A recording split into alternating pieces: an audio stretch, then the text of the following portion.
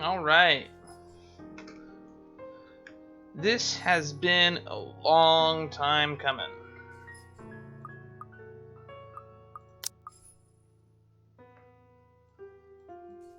Let's lower that.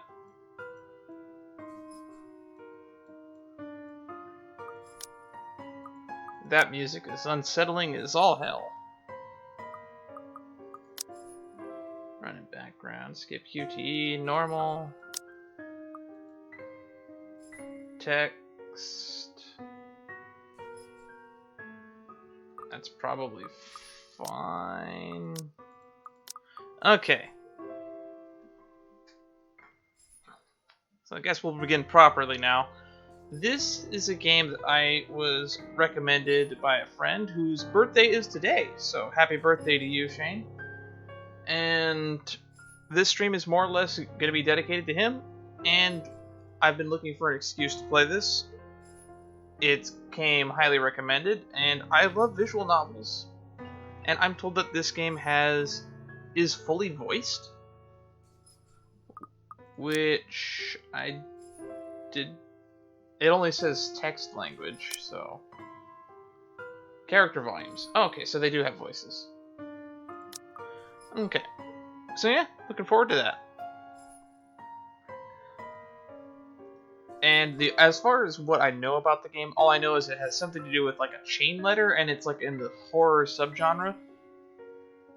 There was a disclaimer that started when the game opened up that I did not get a chance to read because I was setting up. So we're gonna reopen the game because I feel like that's important.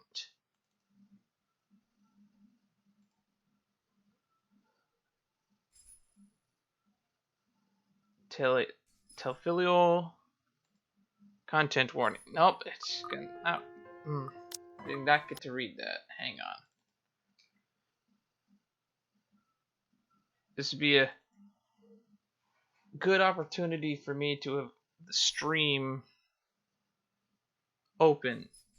This game shows that some may find disturbing or triggering, contains offensive language, sexual themes, violence. The player discretion is advised. Okay, and there was a second disclaimer, which I'm assuming was the same thing in another language. I will end up probably reading that in post. Because I don't know if I'm going to have to cut stuff, but if I have to cut stuff, I will have to cut stuff.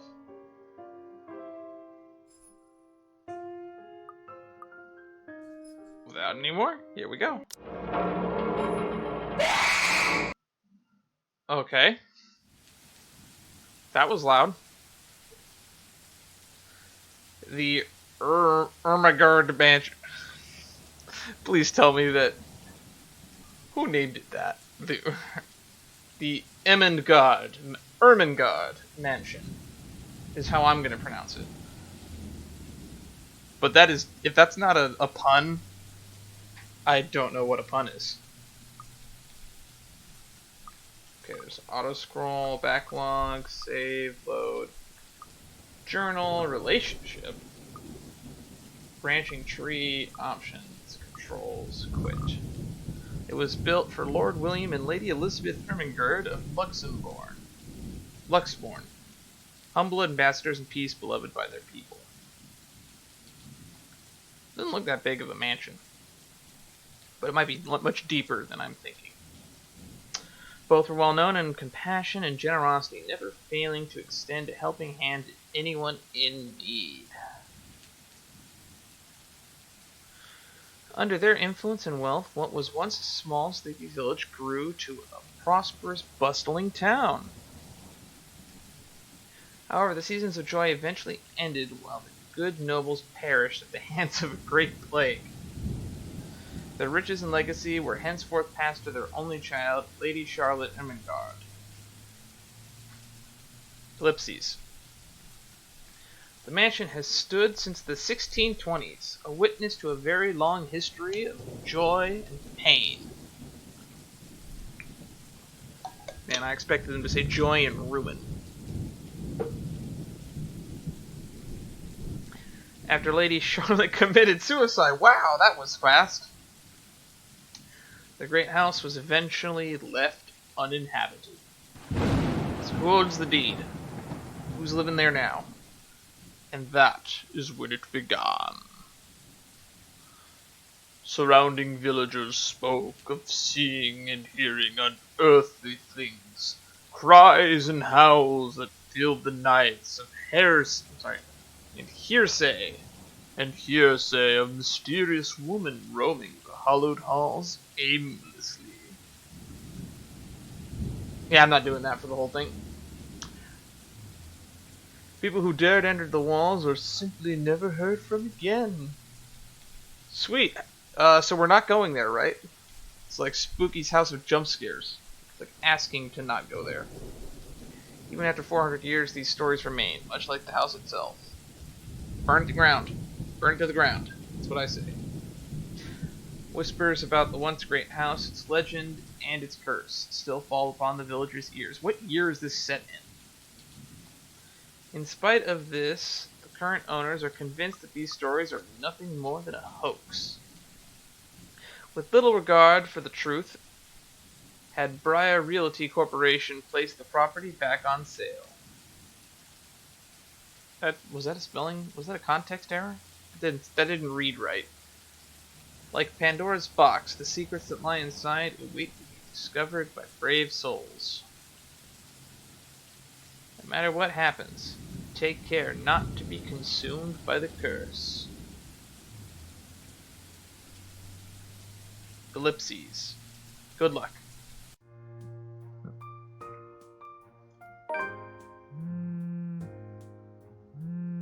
Hello? Oh, I didn't get to ignore it. Are you there? Where are you? It ticks up even if I don't advance the test. A familiar jittery voice comes on from the other end. Oh, hey Rose. I'm at St. Goretti High. What's the matter? What do you mean, what's the matter? So I guess this is set in semi-modern, based on sports day, career day. We're in a school that looks semi-modern. It's a mansion, silly. I'm here and you're late. Jeez, we're on shift together. You promised. Oh my god, please don't tell me you forgot. You were planning on leaving me to check this place out on my own, weren't you? Is that a little too loud? It might be fine. You chickened out. Calm down. You know I take my promises seriously. I'd like to believe that. So hurry up and get here. She sounds British sounding. This place is huge. A bit too quiet since no one's lived here since, like, forever, but beautiful nonetheless. It looked pretty god-awful in that overcast downpour that we got to see it for a few minutes ago.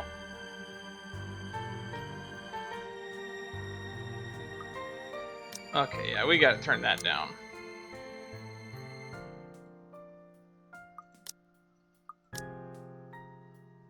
That BGM is like blasting in my ears. I don't know if it's like that on the stream for you guys, but for me it feels loud.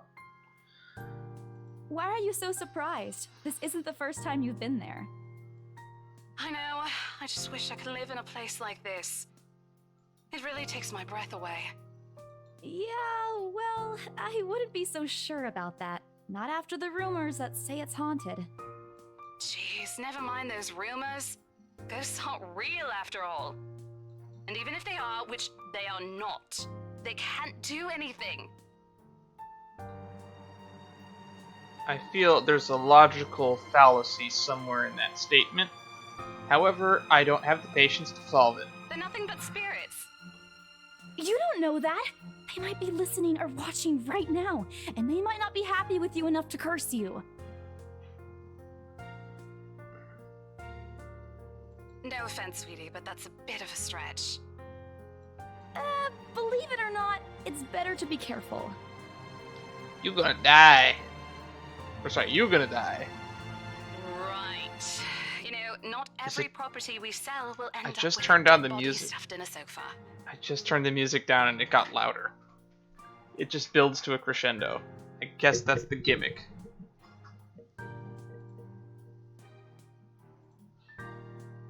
And I think that mansion is where we'll likely find another one. I can feel it. That was one time, Isabella. Loosen up. So they found like a dead body. Let's look at the back part. Da-da-da-da. Right, you know, not every property we sell will end up with a dead body stuffed in a sofa. What? Right. You know, not every property we sell will end up with a dead body stuffed in a sofa. What? Oh, we're setting the bar high right off the bat. Wait, just get here ASAP, please. I'm getting bored being here on my own. Fine, fine. Let me just finish up here. I'll be right there soon. Journal. Undiscovered journal entry, undiscovered journal entry. Profiles. Oh, this is probably important. Let's read these. Maria Isabella Grace Cruz Santos. This reminds me of a friend, Shayne Allen Jerome Cooper Garcia Green. Some people have too many names. May 28th, Gemini. 26 years old. Hey, I'm that old. 5'2". Wow, she's short. Estate agent. Nationality Filipino. Roman Catholic. Fine arts undergraduate. Like cinnamon rolls, dogs, food, police, procedural dramas. Oh, police procedural dramas. Teleseries? Comedies? Coke. Karaoke. I said Coke. Nope, nope, nope, nope, nope. Who's Rose? Okay, timeline. Is this whole game gonna take place like within a week? I guess it makes it shorter if it is. Okay, see you. Bye. She hangs up before I can respond.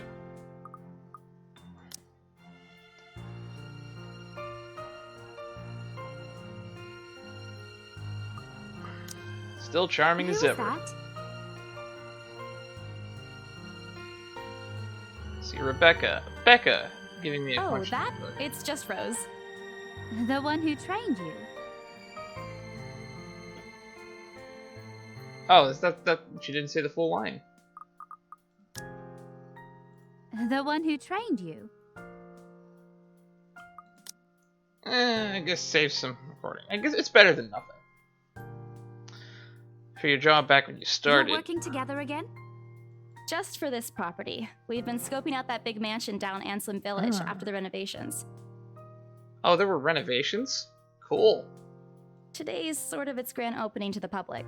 The RC wants to give it one last check before we let potential buyers tour it this afternoon. Might be just me being a little bit of a stickler, but I'm actually curious to what the renovations were and what was changed from the original structure. My mom worked in realty for a while, but renovations were something that always interested me. Hold on. Is this the same mansion you've been telling everyone about? That big spooky one. Didn't you keep saying how it just gave you the creeps?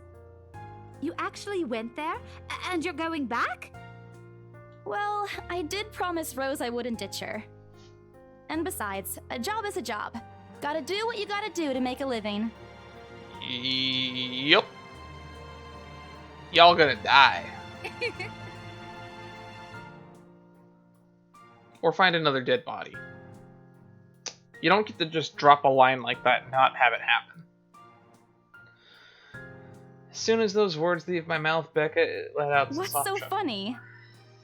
Nothing. It's just that I didn't expect you to say that. Coming from you, it sounds so out of character.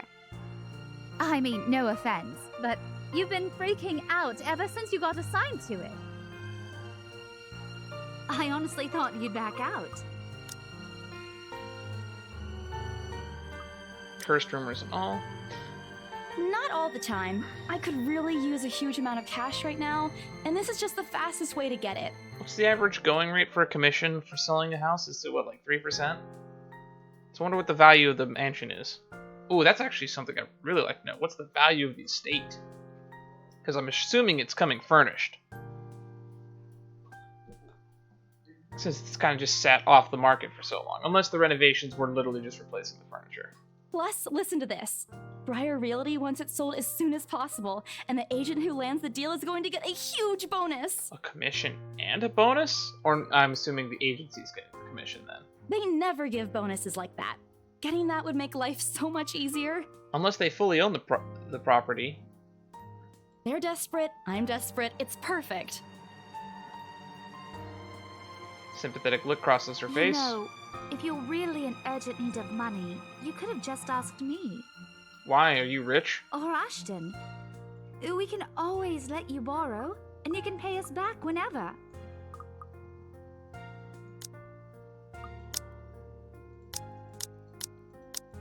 Ashton and Rebecca. Why are we not getting them updated? I guess we'll get them when we play as them then. I have to keep myself from groaning out loud. In the years I've known her, I can already tell what to expect once she has that expression. Becca! I've noticed that you've been living off instant noodles these past few weeks. Who hasn't done that at one point or another? And I'm trying not to stare, but her character model actually jiggles when she moves, which is kind of a little bit odd. Is she swaying when she stands? Oh, actually, if you look closely, it looks like she actually is breathing. That's kind of a nice touch. She crosses her arm and grimaces at the thought. Okay, that music is really bleeding into my ear. I'm going to take part of my ear off.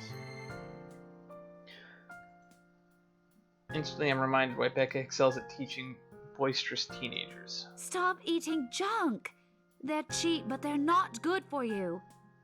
You'll definitely end up in the hospital if you keep at it. Wait, what? Oh, we have a choice.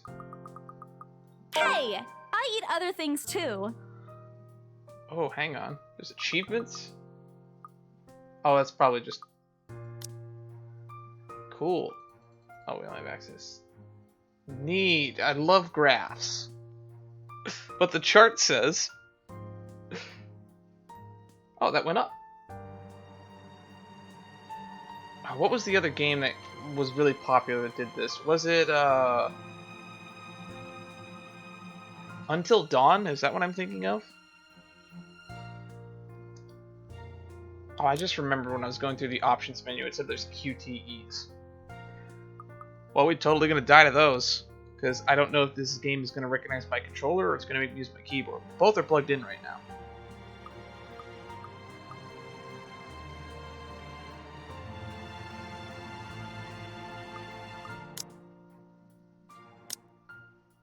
Oh, we didn't read this side. She is the third child among 7, daughter of the laundrywoman and jeepney driver? What? She went to public school and is an average student, but took to art easily. It's over here.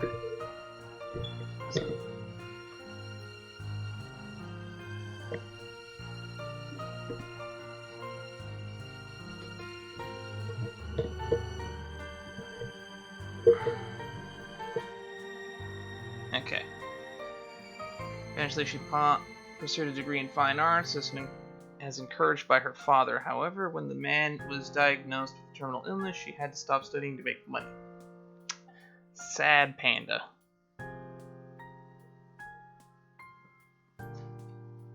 It was Isabella's aunt who helped her get work overseas to earn more money than any local job could get her.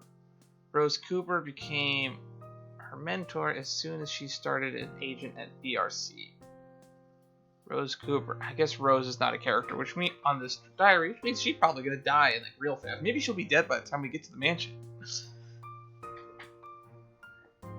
been 5 years since she met her neighbor, Rebecca. She met Ashton during an unfortunate incident involving the first sale at Delvin Court, and later Zachary through him. Okay. That's it. I folded my arms across my chest, mimicking her posture and giving her the best frown I could muster. The same one I'd use with my younger siblings when they were being difficult. She only raises an eyebrow at me. Oh, she has a raised eyebrow. That's not going to work on me. And I saw it when you were cleaning your flat last week. The instant noodle cups outnumber everything else. You're just exaggerating. Did you even see what's in my cupboard yet? Pout face. I'm not just living on instant noodles alone. I've got canned beans, peas, tuna, ham, and even hamburgers in there. Wait, you have hamburgers in the pantry cupboard? I keep like I keep hamburger meat like in the fridge or the freezer. She's wrinkling her nose by the time I get to the end of the small list. She even went a little green on the last one. Oh, actually, she does look like her face is turning a little color. Or maybe that's my imagination. I would have laughed a little at that if I didn't know it would only lead to more reprimands from Aren't her. those the same ones you won from the grocer's raffle more than a year ago? Oh no. Oh, that's gross. Oh, I sincerely hope you're checking the date stamps on those things before eating them. I don't want a repeat of last year. What happened last year? In any case, those are still not exactly healthier choices, Belle. She shakes her head, possibly laughing at some funny distant memory. When she looks up, immediately I brace myself. More words from her. Sometimes it's better to let Becca talk until she's out of things to say. But when she turns her attention back to me, there's only warmth in her smile. What am I going to do with you? Nothing. She says this more to herself than to me, her voice shifting something kinder. Motherly, if I'm looking for the exact word. I hope you know that it's impossible not to worry about you when you're like this. You don't have to keep eating the same thing.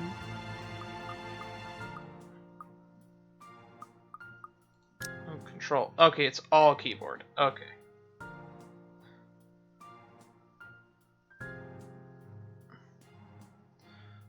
Save, controls, journal, load game, proceed, enter.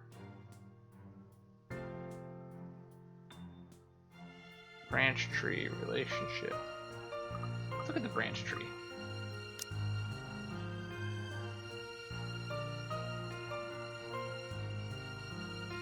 Okay, we're not looking at that. I hope you know that it's impossible not to worry about you when you're like this. You don't have to keep eating this. Why is this even here? Really? Didn't I tell you before? You're always free to reheat my leftovers. Thanks, Becca. I really appreciate it, but you don't need to keep babying me. You've been taking care of me since after I moved here. You have to take a break sometime. And before you ask again, no. You know I'm not a fan of borrowing money. And I'm not going to ask you to give me what you earned hard for yourself. You and your pride.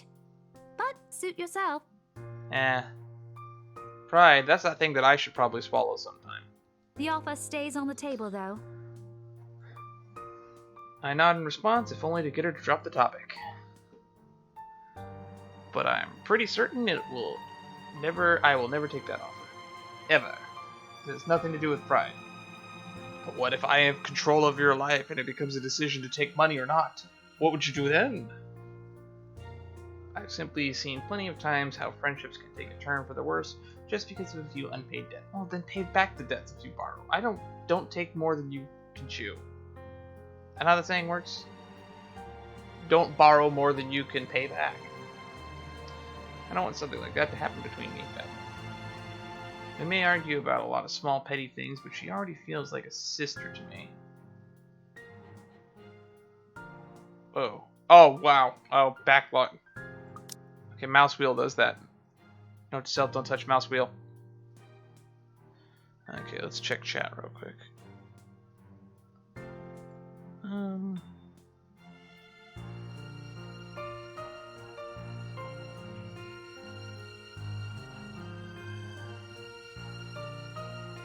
Okay, chat's fine.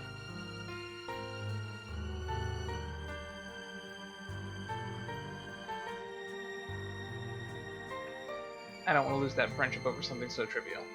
Becca's movements when she takes a quick glance at something behind me snaps out of my Well, thoughts. enough chit-chat. Lunch is ending, and my students will be back any minute. We can catch up later. Good luck with your clients. You better treat us to lunch or something if you get that sale. You bet! With a small smile, she returns to her desk and begins sifting through the pages of a rather thick history book. She's probably working on next week's lesson plan. I wonder if she's like a general teacher or if she's like a history teacher specifically. I don't know, because we haven't looked at her profile yet. Or trying, at least. Her eyes are distant, and she doesn't seem too attentive on whatever is on the page. That's what I'm going to school for. I'm going to be a history teacher.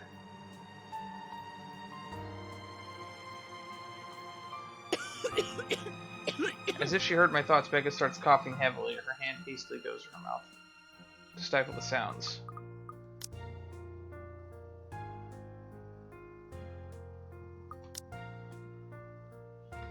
This is precisely why I followed her here. For someone who makes a habit out of worrying about other people, Becca sure forgets how to take care of herself. Hey, you sure you can manage on your own? I mean, you're still a bit feverish. Oh, the music's building loud again. Ah, hush, dear. Don't you worry about me. Yes, let me worry about you. I'll just drink some medicine and I'll be right as rain. I level her with a flat look. She has a cold for a couple of days now. Something about a strange weather not agreeing with her weight lately. Yeah, it looks like it's been overcast and rainy. And despite my advice to take the week off and rest, I found her apartment empty when I dropped by this morning. She even left medicine her doctor prescribed. Look who's being stubborn now. You shouldn't even be working right now. Seriously, you big baby. I'll be fine. For now, just go to work and stop making that Rose girl wait for you. As someone who wasn't allowed to as a kid, if you're sick, don't go out in public. Don't put other people at risk. Topical conversation of the day.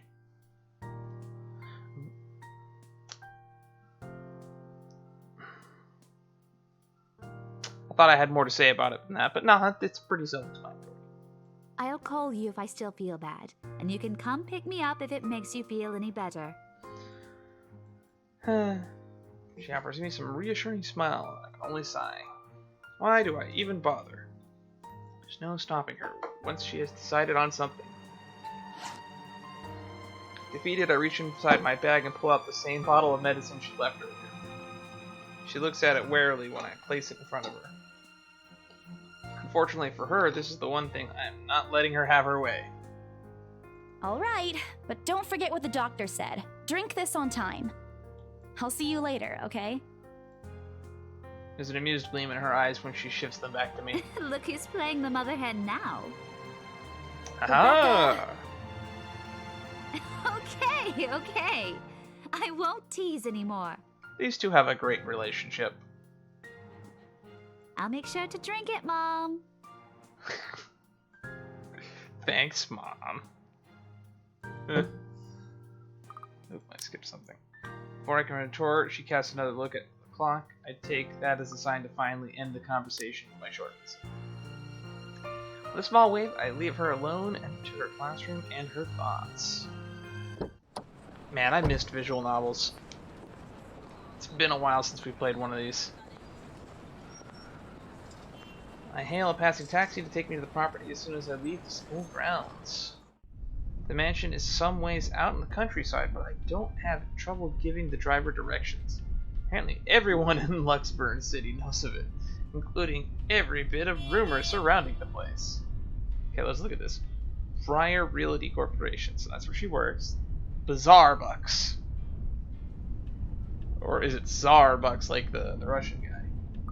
Bar, Mrs. Flowers, Surrey Antiques, Sleepy Sheep Inn, Library.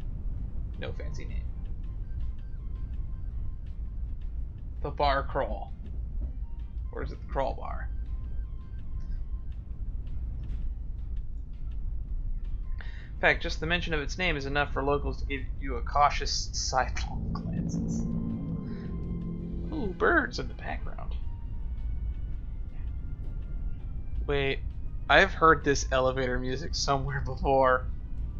I think it was like in the lobby of like Ratchet and Clank Going Commando. I swear, it's got to be like stock elevator music. I learned that the hard way the first time I commuted there. And it only boosted my belief that there's something more to the house. Even the news of it being renovated and placed back up on the market has caused quite a stir. Yeah, good luck getting it to be sold then. Thankfully, it died down a few weeks later. The place would have become a lot harder to sell otherwise. I avert my eyes from the window once the building shrinks. Hey, we're trying to sell this historically haunted house that people killed themselves in. If you'd be interested in buying, I get a good commission if you buy it. Get a glimpse of the countryside soon? A quick glance at my watch tells me we're still a few minutes away from our destination. Might as well get some work done. Rose did ask me to review the mansion's documents. I already looked them over last night, but you never know when things may go wrong. Life has its way of messing up things like that. Halfway through reading the papers again, my phone rings. I pick it up without looking, neatly tucking it between my ear and shoulder. It's probably just Rose again anyway. Rose? Who are you? Guess again.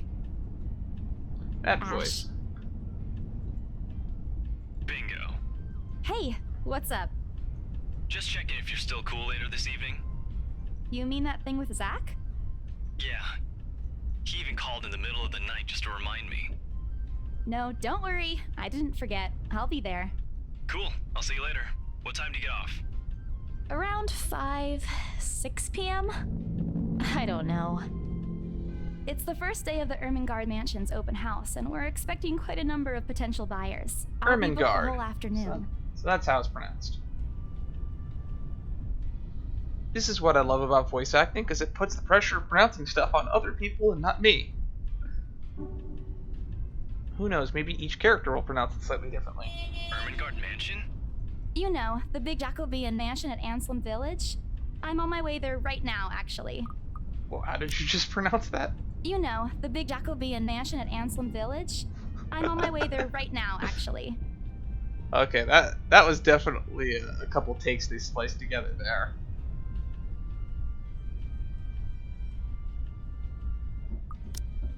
On your own?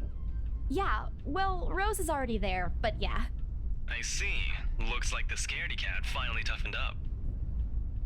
No, she made a promise and she's following through on it. Shut up! Ash chuckles, and I can't help but roll my eyes upon hearing it. Hang on. That's what my eyes sound like when they're rolling. It's pretty quiet. I don't know if the mic was sensitive enough to pick it up. I'll see you later. Drop me a call when you're done. Ash See if I can hole. pick you up. It was just for that one line it changed to ash hole. That's great. Whatever. Bye. Stupid ash hole. Always teasing me whenever he sees the chance. I'll show him who's tough. Is that your boyfriend or just a friend? Oh, that looks much nicer when it's not overcast and downpouring and painted black.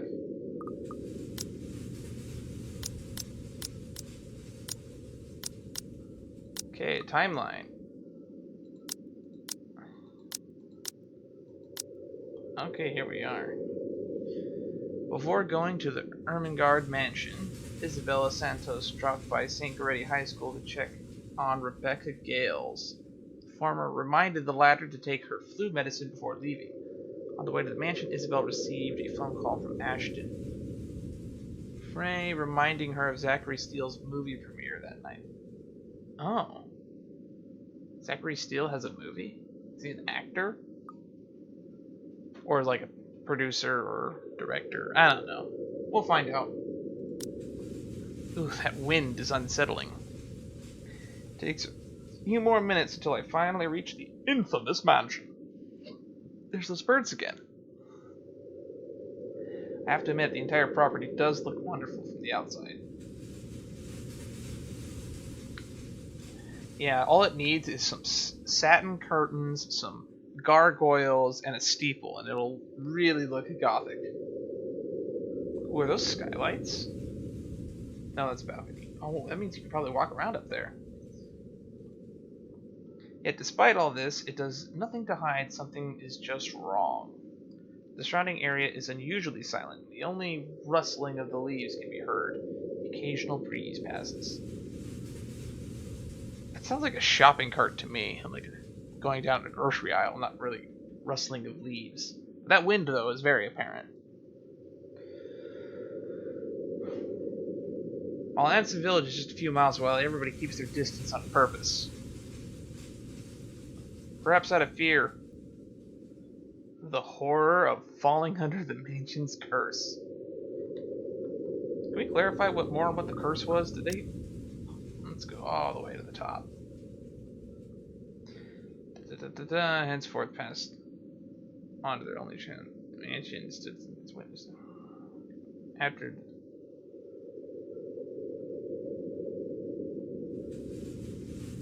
just voices and people walking the halls? Okay.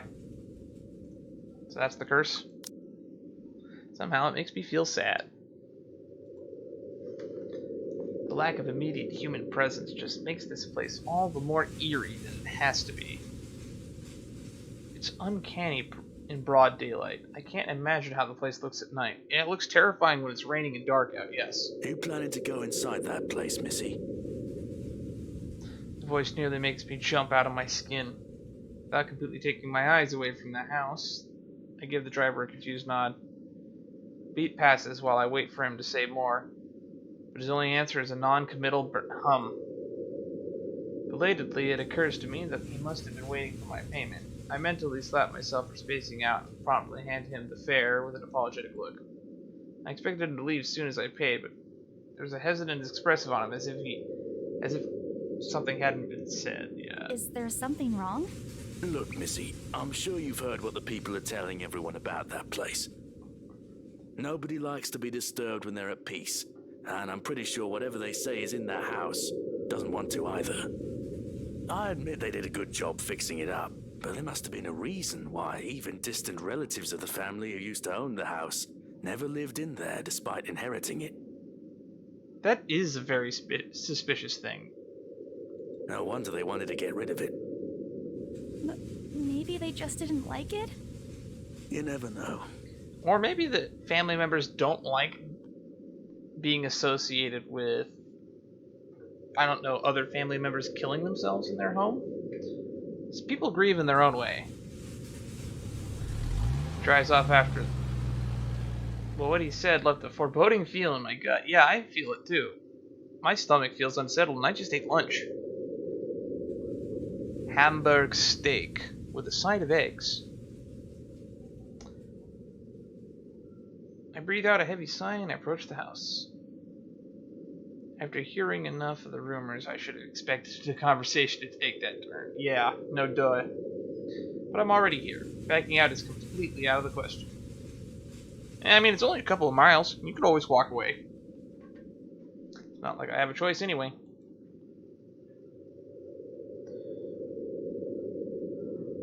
If I want to get that bonus in the commission one way or another, I've got to sell this property. The door is ajar. The door is ajar. When I get to it, however, while my own copy of the keys dangle uselessly in my hand. Rose must have left it open when she arrived, and she's dead. Calling it now. That's weird. We may be the only people here this early, but I've never known her as someone careless.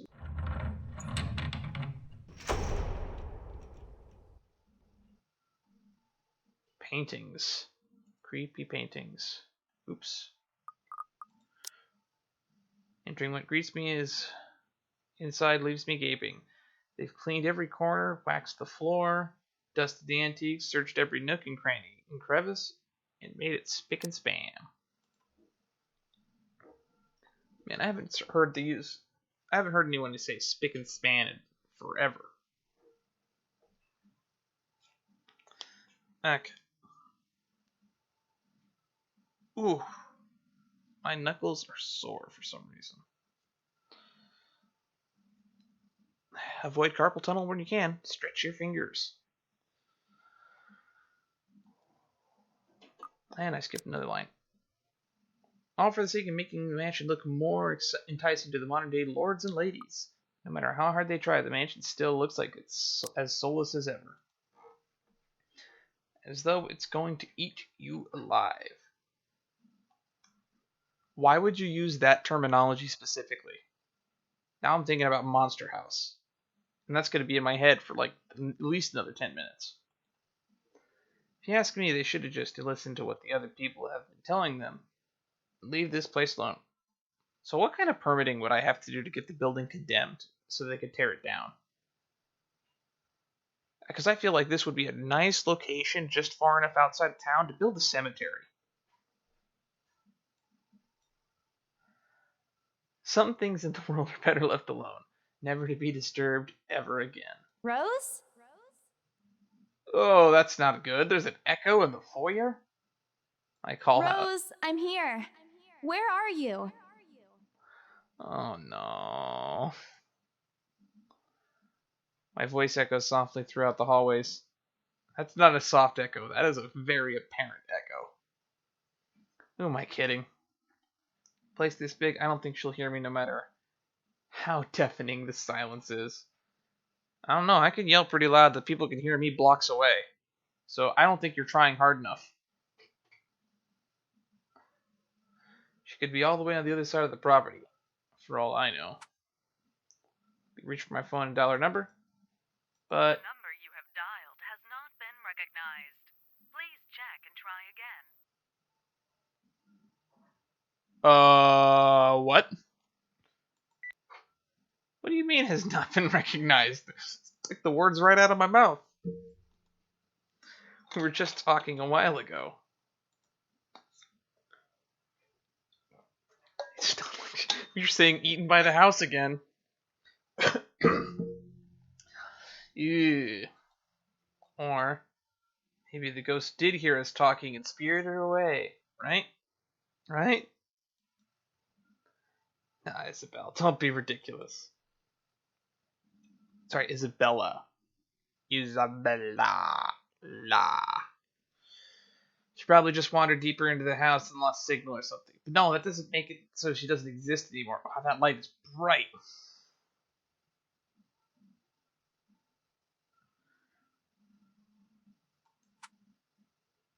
I dial her number again, hoping the call will connect this The time. number you have dialed has not been recognized.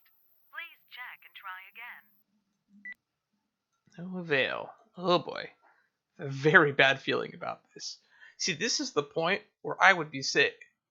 Calling other people to see, hey, can you try to call Rose and to see if they who is rem me? But I was very suspicious from the beginning that Rose was going to die early because she doesn't have a profile in the book, and there's like clearly a space where there's supposed to be another person here.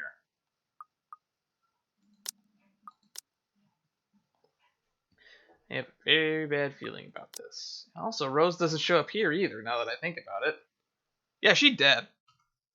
Or maybe she just got remmed. Rose? If you can hear me, please come out.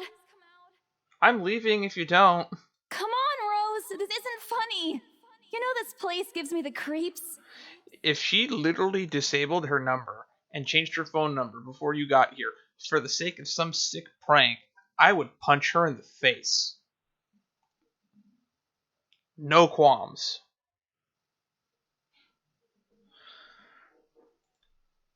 This isn't going to work. The place is big. She could be anywhere. I need to start looking for her. Take a deep breath before venturing deeper into the mansion. What was that? I take a couple steps forward and I notice something move above the grand staircase. What the hell? Rose? Rose, is that you? I didn't see nothing. I'm gonna have to check the footage back later. Not funny. I'm leaving you if you don't come out. See, she really is taking the words out of my mouth. Not coming out, huh? Fine. I'm going. Okay, that's a lie. Oh, come on, no, you should follow through on that. She's my friend. I can't really leave until I know she's alright. Growing desperate, I try to contact her number again.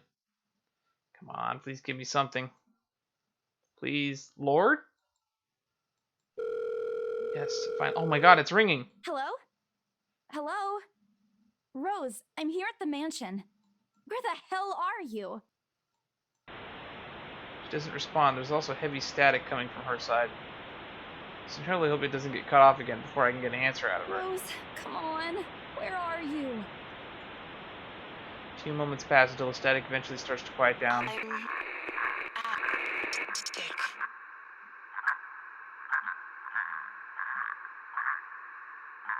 Nope.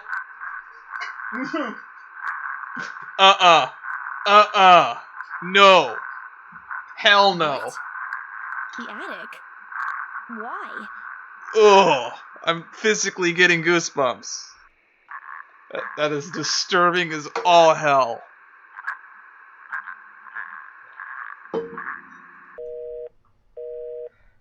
And of course. Ugh. I feel like the temperature in my room just dropped 5 degrees. That's how creepy that is. Man, do I really need to go there. With how deep inside the mansion the attic is, there's barely any signal there. No wonder I can't contact. But that doesn't mean her number wouldn't exist. And also, why did she go to the attic? Why? Yes! Out of all places, she just had to make me go fetch her in the creepiest room in the place. She's doing this to get back at me for being late. Well, look on the bright side. If you were both on time, you'd both be dead. Whatever. I'll just go. The sooner I meet up with her, the sooner I'll feel better about being here. I carefully make my way up the staircase. My legs wobble as I mentally curse the fact that I've chosen real estate instead of picking a career that doesn't involve strange abandoned houses. Let's see. What would be a much more viable career path than real estate agent that pays well and has good job security and nice human safety? I don't know, like a teacher or something? YouTuber? Twitch streamer? Telemarketer?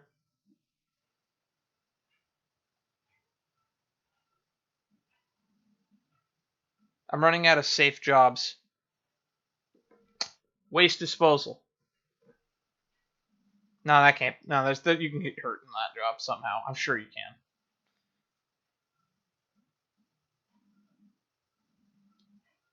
No, lawyer's risky. I'm running out of ideas. We're moving on.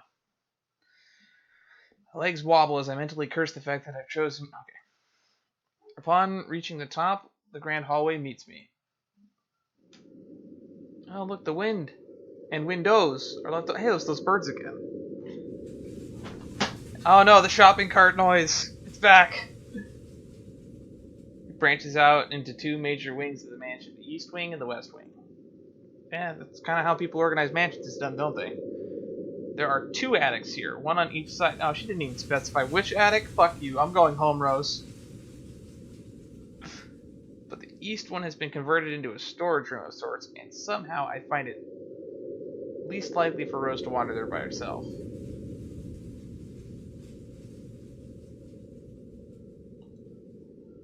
Besides, she never did like going into the stuffy storage rooms. So I head towards the west wing first, where a simple wooden door at the end of the hall opens into a small room. Inside is another set of steps leading to the second attic.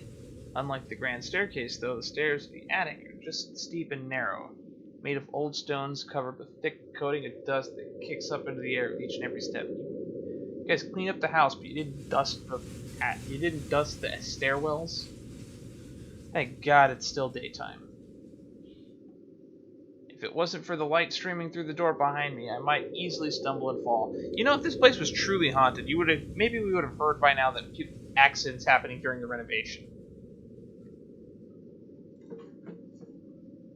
With how old the place is, there's no light fixtures to illuminate the cramped passage up.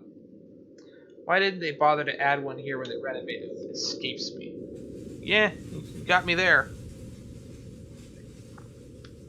If only I had like a nice candelabra. Or, flashlight. Torch. They did it with the rest of the house. No, there's absolutely no reason, then. That's so dumb. Small bedroom welcomes me at the end. October 21st. Did we even get the cobwebs out of the attic?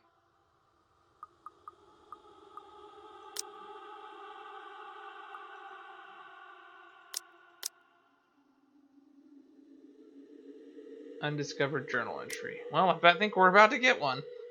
Looks exactly as it did since the last time I've been here. Full of dust, worn out, and faded by time. Odd, I thought they cleaned everything. Did the crew miss this room? So no one else hears the creepy choir, or is that just me? Oh, it's back. The weird chill going down my spine. I don't get scared easily, but this is nerve-wracking. The cleanliness is the least of my concerns right now. The more pressing matter is Rose. Yes, this atmosphere is just terrifying. She's not here. Was I dreaming when I talked to her a while ago? Did I mishear her? No, it couldn't have been a dream. After all, the creepy ambience of this estate is doing such a remarkable job of making sure I stay alert and awake. Yeah, you got that right. I was a little bit tired when we started the stream. I am wide awake now. We're gonna probably lose some hair by the end of it. We've only been going for about an hour, and we've made no progress. And I'm sure she said she's here. Is this a prank? Or maybe that phone call was Rose's last message to me before the curse got her. Don't say that! Why would you say that? Shut up, brain. You're not helping. Don't make this scarier than it already is. But if she's not here, then where is she?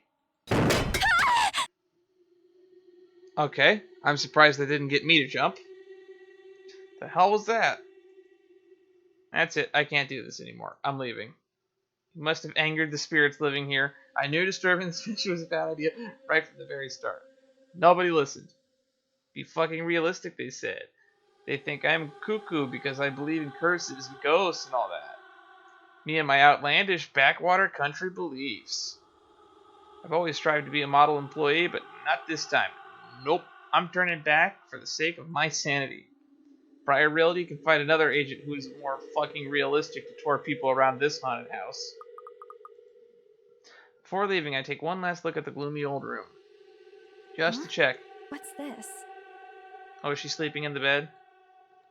My worry is about Rose's whereabouts must have caused me to miss it when I first entered the room. There's clearly something on the floor. Don't pick it up! It looks like... Fuck! Roll credits! We're cursed. We dead.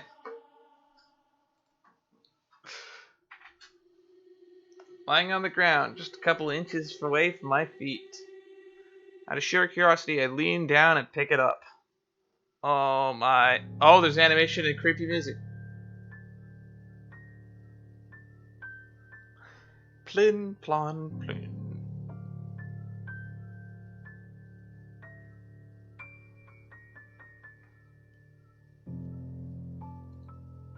I don't recall seeing this the last time I was here. A few days back, me and a few other agents inspected the mansion to prepare for today. I had been the last to look inside the attic and leave, and this certainly hadn't been there before. Someone must have left it in the room since then. Did Rose leave this for me? Where was she a while ago? I couldn't have missed her, though. Could I? There's only one set of stairs leading into the attic. Okay, let's go to the backlog and up to the top. Oh, we can't go all the way to the back. Well, we're in for the long haul. I wanted to read that thing about the Ermengarde mansion. I couldn't have missed her, though, could I? There's only one set of stairs leading to the attic, but you said there's another attic. She's probably in the other attic. If I didn't see her here, I would have gone straight there and ignored anything on the ground that looked suspicious. Unless there was blood on it, in which I couldn't ignore it. At which point, I would call the cops. Then ignore it. The letter isn't exactly in pristine condition. In fact, it looks rather ancient. The paper is so thin and rough, I'm worried it'll fall apart if I so much as touch it. Then don't touch it! But with great care, I open it and read, and what I read shakes me to my core. What? Oh my god. See, remember what I just said about blood? Let's just tick that back a little bit. Call cops. I'm out. Nothing but the words "help me" on the first page. All of it seemingly written with a crimson shaped pen. No, you're not that stupid, are you? That's blood. Or blood. Okay, she isn't that stupid. I gulp. Did the mic catch that?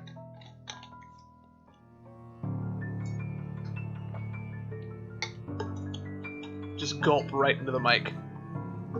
This is Dan's horror ASMR. If you listen closely, you can hear the sweat trickling down my neck into my back, and the goosebumps forming on my skin as the piano shrills me to my very core.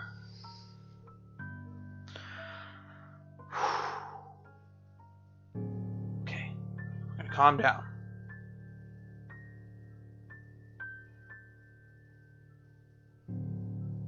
Everything is fine.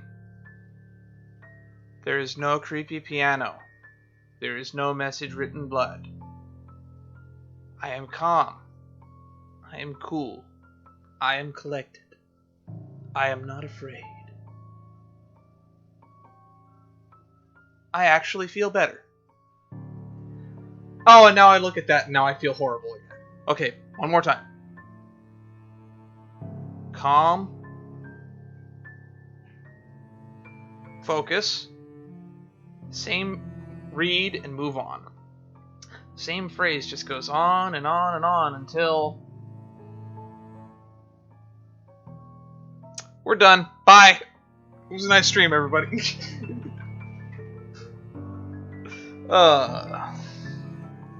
this to 5 people or else.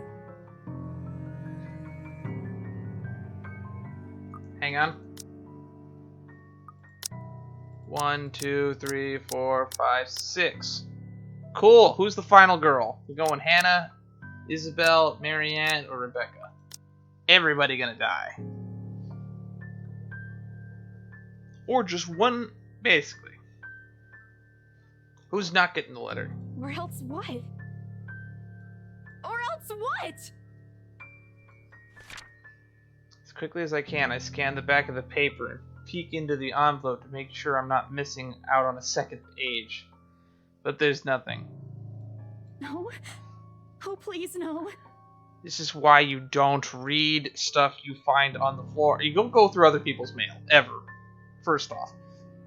Second off, you should have checked the other attic. Just saying. And then thirdly, call the police. My hands tremble as a dread creeps over me. The room is suddenly getting colder. I need to get out of here.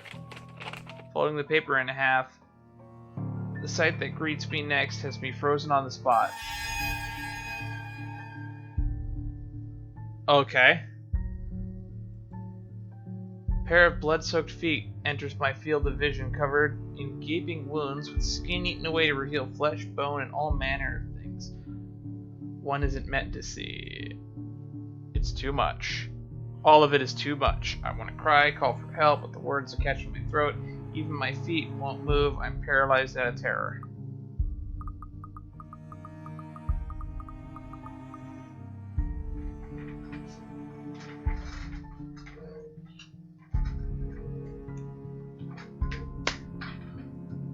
Fuck!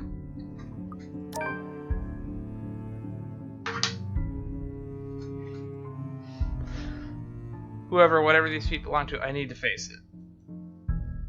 And if I'm going to die, they're going to kill me. At least I'll know what my killer looks like. A cold comfort. So with a deep breath, I summon every ounce of courage I have left in me and shift my gaze upwards.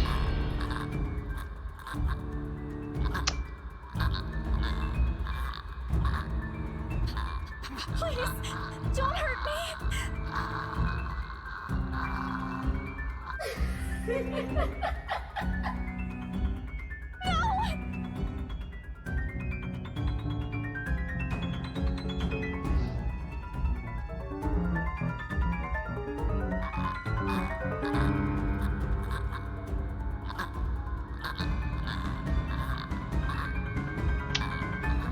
Without thinking, I scramble towards the door. Stay away! Go away! Please, Lord, make it go away! Why now? Why won't it open now? My heart sinks as reality dawns in. I'm locked in. locked in with that thing. Well, this playthrough is sunk. Let me out! Let me out! Lord, please, let me out! Slowly approaches me as I wrench the doorknob violently back and forth.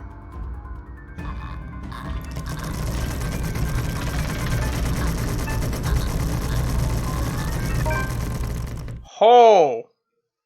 Can't stop, won't stop. Ho! Fuck you, QTE event. Fuck you. Door finally swings open. I couldn't have been happier. Wasting no time, I leap out the door and don't look back. My feet pound against the floor in a rhythm with the loud, fast beating of my heart. Except, I think I can't hear this heartbeat over my own. By the time I run past the hallway and find myself atop the grand staircase, my chest feels so tight like it's going to burst. I was afraid I was going to break my Z key. And then I had to start hitting it faster because it looked like it wasn't filling the bar fast enough. I'm going to definitely break my keyboard if all the quick time events are going to be like that. And Z is also not on the controls as an action button. By the time I run past the hallway and find myself atop the grand staircase, my chest feels so tight like I'm going to burst. Yeah, Rose is dead. Fuck this place. Fuck this shit. I'm out. Although you're probably cursed because you picked up a letter that says send this to 5 people or else. I don't believe in chain letters. But that's fucked. That's nothing compared to the feeling of hope the sight of the exit gives me.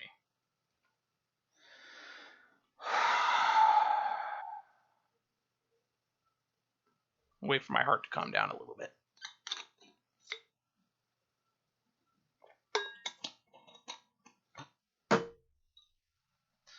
Racing down the stairs, I breathe. A breathy laugh escapes me, and my show slips and I find myself falling. Till my back hits the ground and pain racks my body. Fuck! My head grows fuzzy and the vision dims as I fight to stay conscious. Go away.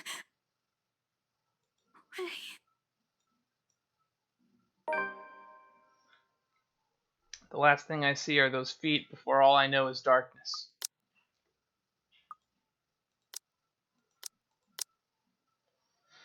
While looking for her missing co-agent, Isabella Santos found a mysterious letter in the Ermengarde mansion's attic. Driven to fear by what she read inside, thinking it's the place's curse at work, she hurried to leave the place, only to meet...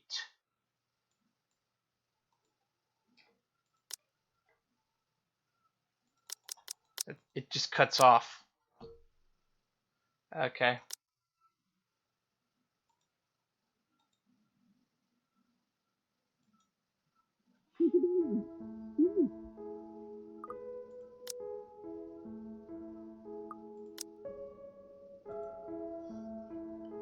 I start to rouse, pulled into consciousness against my own will. I've never felt this tired before.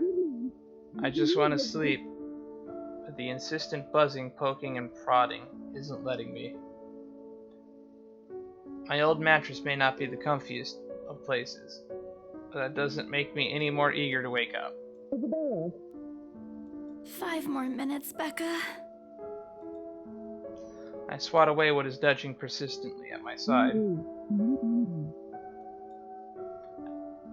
Can't I just get a few extra minutes of sleep today? I promise I'll work hard once I'm up. A hand lightly taps my cheek, and something cold is suddenly being pressed to the back of my head. The icy sensation slowly spreads throughout the area, giving me an uncomfortable feeling. Did she grab the letter when she ran away? I wasn't paying attention. I was busy mashing my Z key. Oh dear, is she alright? Isabella? Isabella? Gosh, can you hear me? Isabella?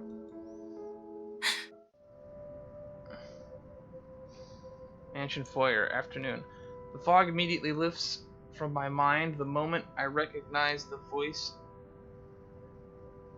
and my eyes snap open. Rose, you're not dead? Well, we're fucked. They're looking down at me. It's Rose. Another woman loiters beside her, but my attention is too focused on my co-agent to even ask why there's someone else with her. Rose's posture just screams worry, although she's keeping a straight face, or trying at least. I can't help but feel bad for making her fret. Wow, her hair is a lot longer than what the portrait in the phone made me out to believe. The wave of dizziness washes over me as soon as I try to get up, forcing me to lie back down again. Luckily, the feeling subsides after a few seconds, until only a mild throbbing somewhere in the back of my head remains. With a little assistance from Rose, I push myself upright. She hands me an ice pack and gestures for me to press it where I suspect a small bump has already formed. If the light ache in the area indicates anything. All right, Isabella, where are we? The Ermengarde mansion. Why? Ow, my head. And the date today? October 21st? Rose. Last one. Can you count to 15 in reverse order? Okay, why not? 15, 14, 13, 12 teen. No, that's wrong. Why are we doing this? She's just checking if your injury is in any way serious.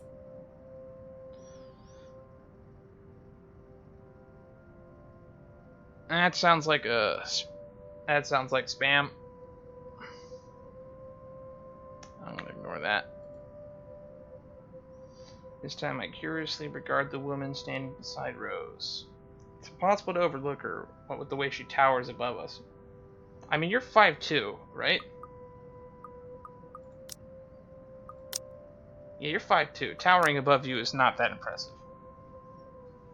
I tower above you, and I'm not even that tall. And there I thought Rose was already tall. Yeah, I wish we could see Rose's profile, but she doesn't have one. Which means we're probably never going to see her again after this opening chapter. Or which is why I was under the impression she was already dead.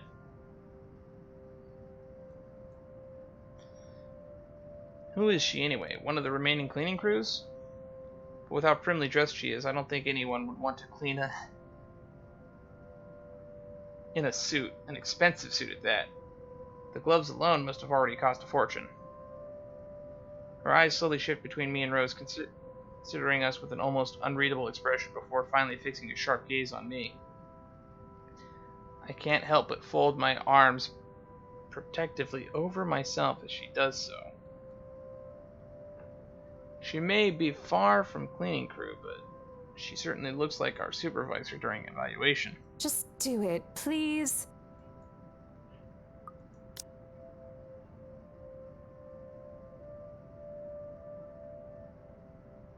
Okay, it didn't give a name. And then both warily but recite everything that she had asked.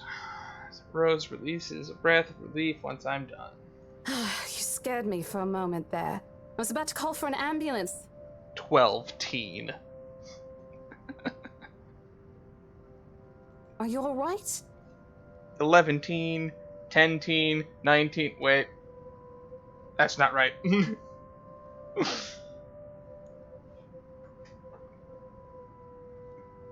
And 11 teen sounds like a cool name for like a band or something. Exasperation soon replaces the dull ink. The memory's a little fuzzy, but the attic There was someone, Rose. In the attic. Someone? You mean a client? Oh, that's unlikely. It's probably just one of the cleaning crews. The boss sent a few of them back this morning for some last minute... No, not any of those. I'm not actually sure. See, I would not stumble on my words as much right here. I would just say, yo, there was something that chased me in the attic. Somebody was chasing me. And then I tripped and fell downstairs, probably. Wait, didn't I call you? You said you were in the attic when you answered. That's why I went there in the first place. Oh wow, she actually brought that up. I would have forgotten. Both Rose and the lady look at me like I had just grown another head. Did I say something weird? Rose quickly casts an apologetic smile at the woman before an awkward silence stretches on further. It's her saleswoman smile, the same one that she taught me back when I was still her trainee.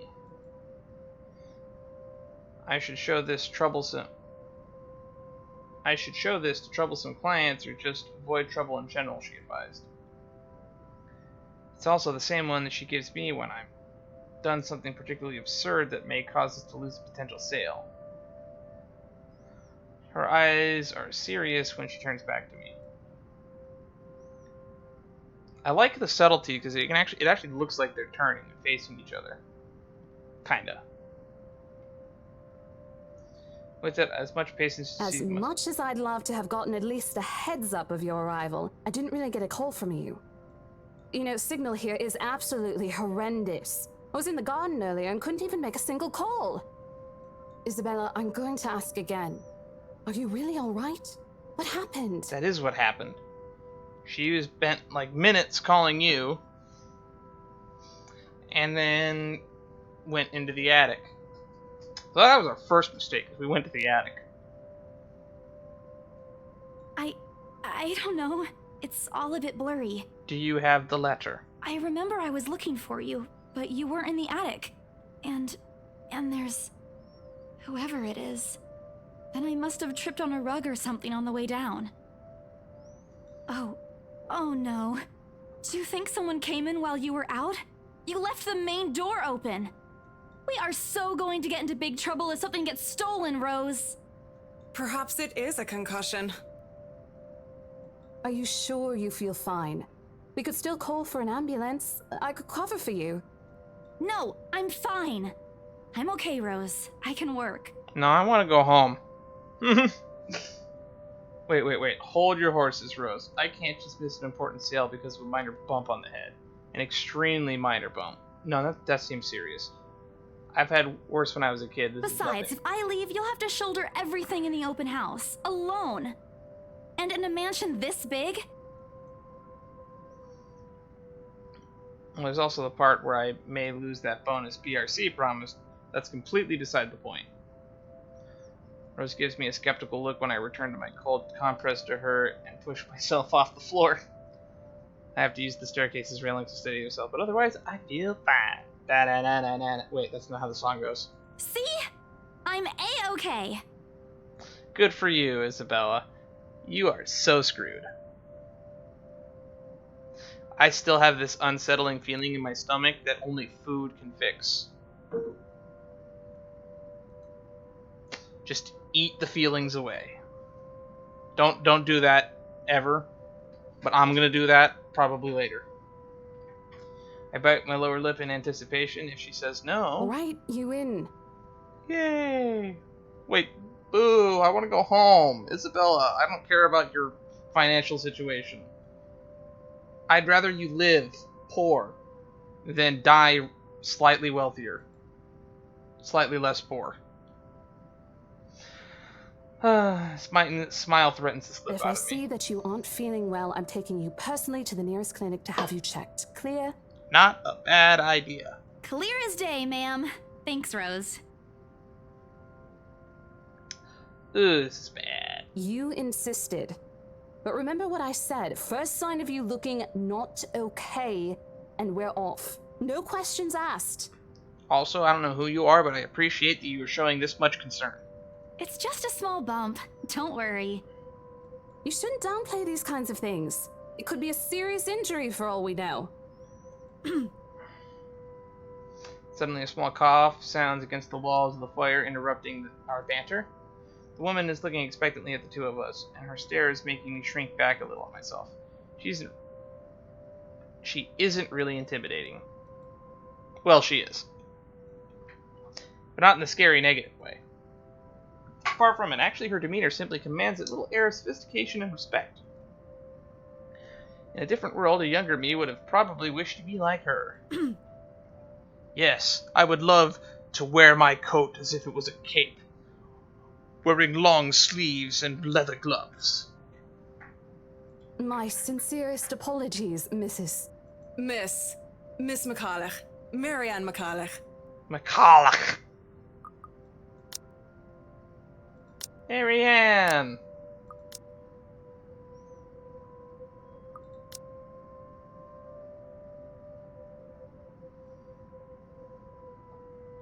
We so screwed. Oh! Marianne McCulloch. Trolley Rose Designs. Interior designer, McCulloch at xmail.com. That's a lot of numbers. But the words interior designer catches my eyes before my partner flips over. Oh, probably someone interested in the mansion for its 17th century influences then. I won't hold this against her, though. Despite the hearsays and remaining uninhabited years, the mansion's original fittings and furniture have been kept completely intact and restored in pristine condition. Wow, so they did restore the furniture. That was one of the questions I asked, I think. It's been a while. I suppose some people find that trip to the past feeling appealing. After all, this mansion's like what, from the 1620s? Early 1600s? After all, with what it offers, this place should also have been a haven for people looking to live somewhere with a classic historical charm. Miss McCullough, I'm Rose Cooper, and this is my partner, Isabella Santos. We're just ironing out a few things, but we'll be starting the tour soon enough. In the meantime, we've prepared some refreshments for you in the parlor while you're waiting. If you could please... Thanks. There's no need for it, though. I just dropped by for a quick survey of the place. She's Scottish or Irish, I can't tell. I'm gonna go with...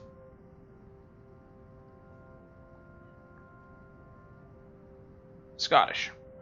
I thought I should check the estate before I meet with the homeowners. Rose's confusion is impossible to miss when she glances at me, and I return it with an equally perplexed look. And against my better judgment, I blurt out the first question that comes to mind. I'm sorry. Homeowners? I should have kept my mouth shut. A flash of irritation crosses her face, but instantly disappears under a mask of professional detachment. Yes. Hannah Wright? She hired me to handle the interior design for their new home. What? This is the Ermengarde mansion, right? It is, but... I'm confused. Where's my date book?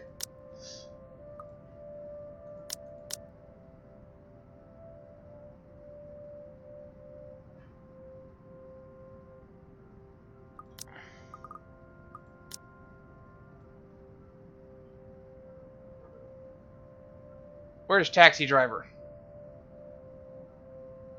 No, we can't look at Taxi Driver. She pauses, possibly trying to find the right words to fix the awkward situation without offending someone.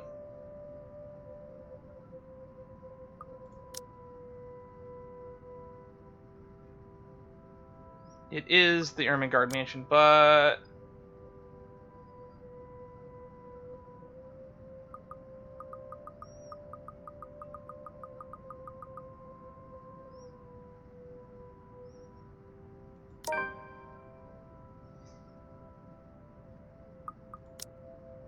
Yay! Those few moments have given me enough time to clear my head out of my nervousness or confusion clouding it. It is, ma'am, but we weren't aware the mansion has already been sold. What do you mean? I almost flinch when she turns to her gaze on me, but when I stand my ground, and besides, it isn't like I haven't dealt with awkward situations like this before. I may screw up at times, but that doesn't mean I haven't learned a thing or two in the 5 years I've worked in the business. The mansion is indeed for sale, ma'am. Today's the open house, in fact. However, we haven't heard anything from the higher-ups that a deal has already been closed for this particular property. If you'd like, my co-agent and me can check with them right now.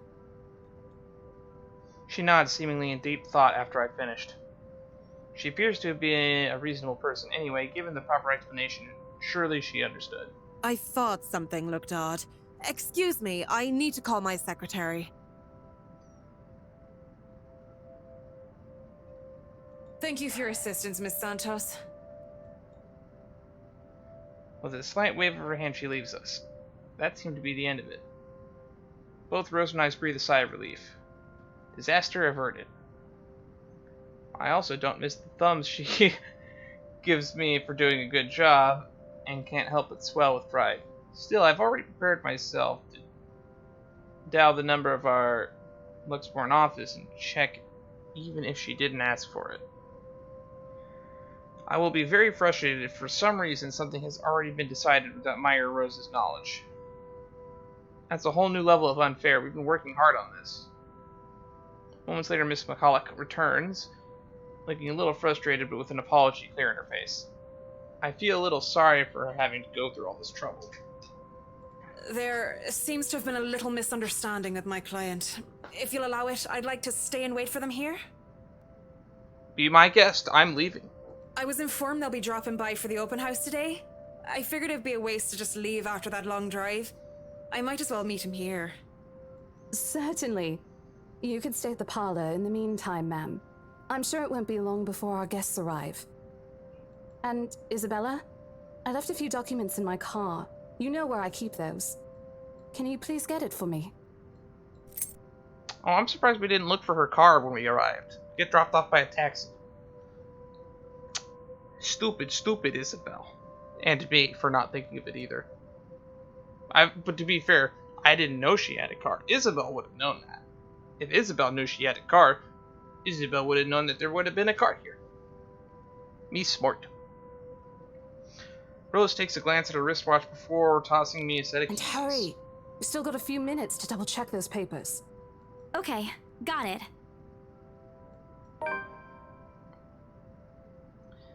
Two of them disappear behind the parlor's door.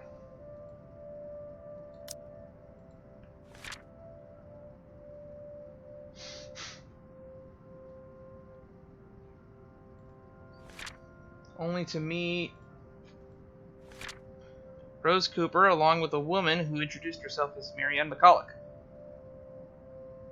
Found Isabella Santos lying unconscious on the mansion's foyer before the open house's start. Unable to recall what happened prior, Isabella insisted on working despite her co-agent's worries about her well-being.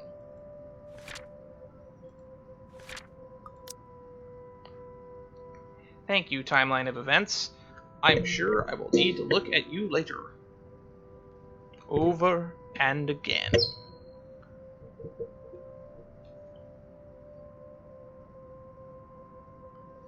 If you hear me saying over and again a lot, it's probably because I'm going to be referencing Crystal Chronicles. Because I'm kind of excited that Crystal Chronicles has gotten remastered. I used to play the hell out of Ring of Fates, which I'm told is actually a prequel for it.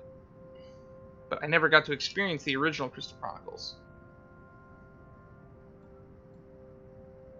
Departure brings with it stillness to keep me company, neither welcoming nor comforting. Alone like this, it's impossible not to think of what really happened. I wish the memory wasn't as elusive as it normally is. Then again, Rose already said she didn't receive any call from me. Was it just paranoia, a temporary lapse after having heard all those tales about this place? No, you saw some shit. Probably. I want to think of it as such, which makes me wonder what would have happened if I failed that QuickTime event. Would I have just died? Would Isabella just died there?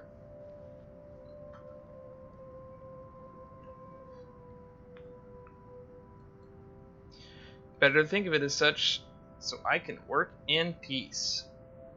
Except a small part of my mind begs to differ. And if I'm going to be completely honest with myself, I want nothing more than to leave this place as soon as possible. I don't know what's in this house, and I don't want to know. The keys Rose have just handed me dig into my palm, the jagged edges creating shallow ridges on my skin. From how hard I'm clutching it. Don't clutch it that hard.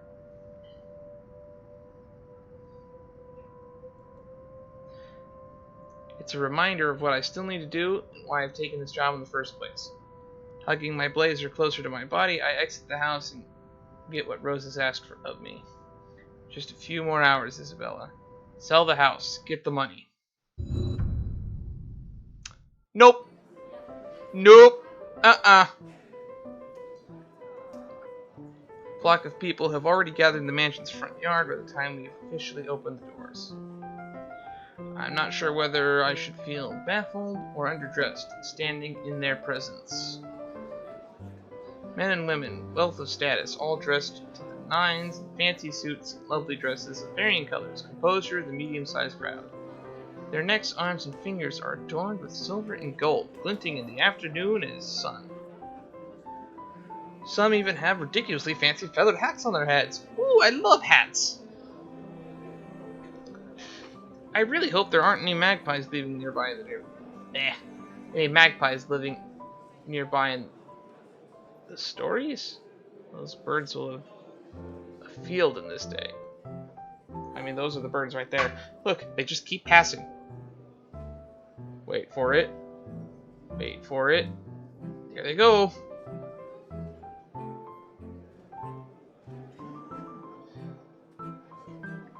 They are murmuring amongst themselves, looking at the estate's facade, praisingly, with some arguing about whose mansion has the superior architecture. I should be checking my spacebar. Oh, yes, spacebar does advance text. They don't look too pleased being ordered around. What can they do about it? Ladies and gentlemen, I'm Rose Cooper, and this is my partner, Isabella Santos. We'll be taking a tour of the mansion in 2 groups. Please make sure you filled up our sign-in forms before joining a specific group. Those who want to look around the first floor, please follow my partner. I'll be guiding the ones who wish to see the ground floor. Hearing this, a few wandered to me. They are mostly old ladies who seem daunted at the idea of climbing all those stairs. Well, that means that you're going to be messing with most of the people that are probably not going to buy the place. Miss McCulloch also joins our group.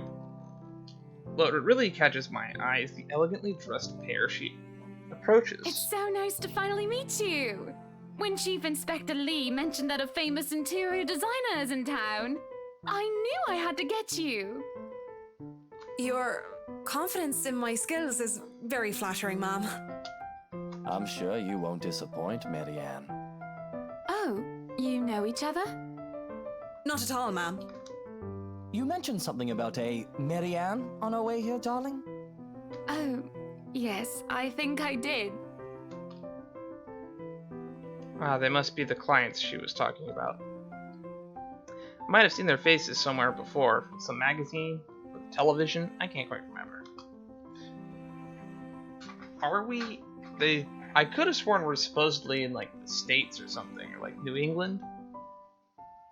Because she said she went overseas. But I guess I might have just instantly thought backwards. And maybe she went overseas from the US to here.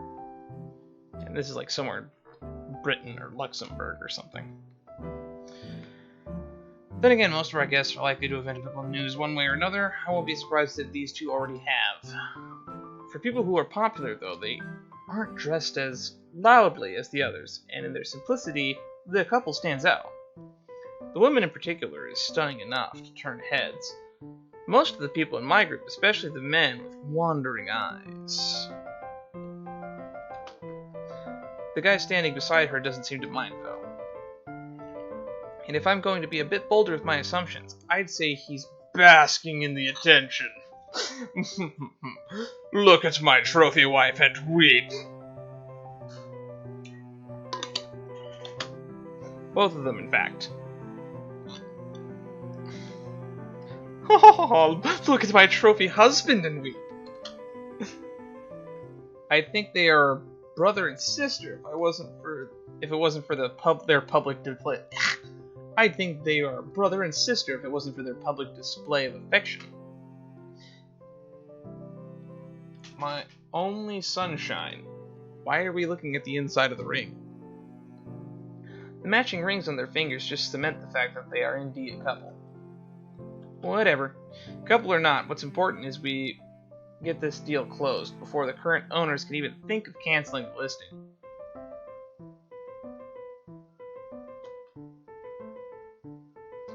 I just hope one of the people in my or Rose's group is brave or generous enough to buy this mansion. And so, with papers in hand, I lead the way.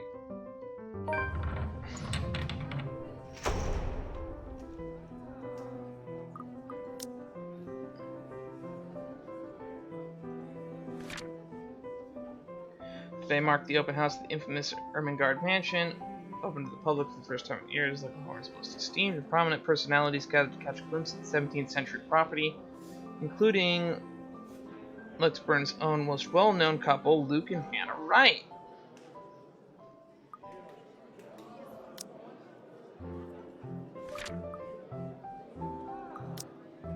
Okay, so that's the right. The rights. Can't wait till we meet the wrongs. When they aren't whispering among themselves, they're going, ooh, ah. Over one thing or another, they ask questions. From how restoration processes went, to history of the place, I answer them all. More than happy to talk of the art pieces and architecture, most. However, I'm careful not to mention anything about the urban legend.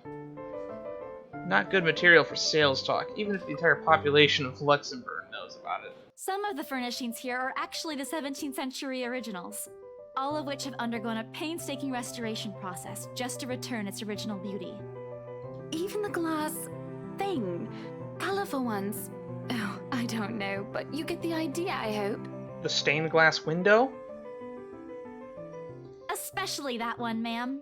It is said to be a gift commissioned by the fiancée of Lady Charlotte Ermengarde. Oh, so this is Lady Charlotte. Then who's that?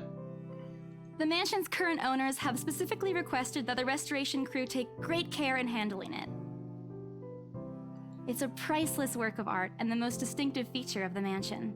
I'll say. It's glaring. By the time I've stopped talking, her attention is already elsewhere. Isn't this place wonderful, darling? I told you it's not a total waste of your time. I don't know. Isn't it a bit too small? We might have to break a wall down to have more room. Well, I think it is just right. Don't you think so, Marianne? Mary Ann. It is splendid, Mom. Story updated. But isn't it a little too early to make plans when no deal has been signed yet? Never mind that. It isn't going to be a problem.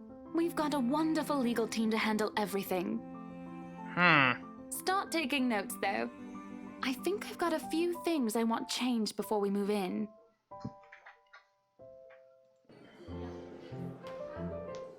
The rest of the conversation gets lost in the chatter of our companions.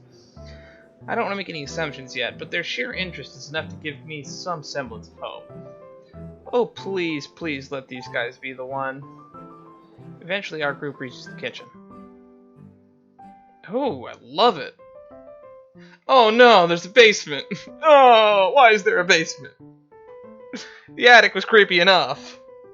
Please just be a wine cellar. Please just be a wine cellar. Much like the rest of the house, a great deal of effort has been... Oh no, the creeping chill on my spine is back. A great deal of effort has been put in retaining the room's classical appeal. It does look nice, even with the wood crates. The open hearth at the end of the room in particular looks amazing, like the ones I've only seen in fairy tale books. That music's getting kind of loud. And mad props to the cleaning crew. Seriously, after overhearing hundreds of complaints about the soot and tar staining the bricks, and how much pain in the arse cleaning this'll be, they still managed to pull this off. Or make it look presentable, at least. The highlight of the room, however, is what's underneath this hatch here. Oh, don't say anything yet. An underground wine cellar. This is the first time the guy in gray speaks up. Mr. Luke Wright, if my memory supplies me the forms they were signed earlier. His sudden attentiveness catches me off guard. Since the start of the tour, only his wife has shown any form of genuine interest in the place. Something tells me we have a heavy drinker. But this time something lights up his eyes at the mention of the Undercroft. What's so interesting about a basement? I really don't understand rich people sometimes. Right now, he just gives me an impression of a child who has seen what he absolutely wants for Christmas.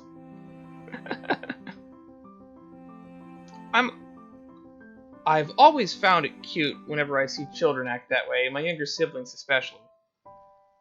On a grown man, it's almost funny. Yes, sir. It could house around 7,000 to 11,000 bottles of wine. It's an undercroft, though, is what she called it. Truly. And the room, how was it built? The bricks that were used to build the cellar had been carefully picked for the purpose of maintaining and preserving a constant temperature and humidity in the room.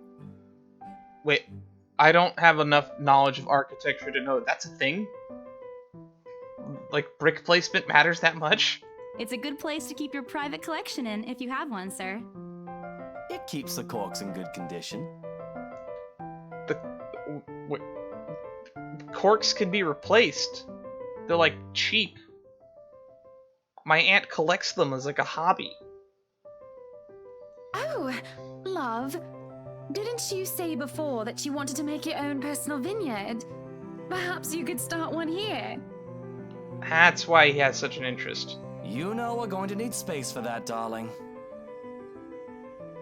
And this isn't big enough? If it's space you're worried about, sir, the Ermengarde mansion sits on a 46-acre lot. There's plenty of room for it. 46 acres? Damn! I mean, it's kind of small when you compare it to a farm, but that's still a lot of land. We were told that the original owners had a horse stable built here before, too. There's a contemplative expression on Mr. Wright's face, but he doesn't say anything further. His wife, however, seems really pleased that he has started to show interest, if only a little. I smile to myself. I may not completely understand how these people's minds work, but I sure as hell know how to spot a buyer with a sincere interest. Score! Or how would a teenage or like a peppy young woman say it? Score! There we go. I can't wait to tell Rose. The rest of the tour goes by without a hitch. After more than half an hour, we're able to cover almost every room on the ground floor, and are heading to the parlor. We've brought up this parlor a few times. I would love to see it. Funny, the first time BRC had a survey of the property, I kept complaining to Rose how big it is. Now I can't even bring myself to care, no matter how much my feet hurt. Maybe this is just excitement over a possible sale. Greed.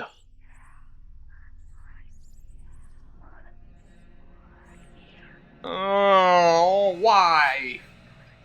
When we reach the parlor, however, an odd feeling washes over me.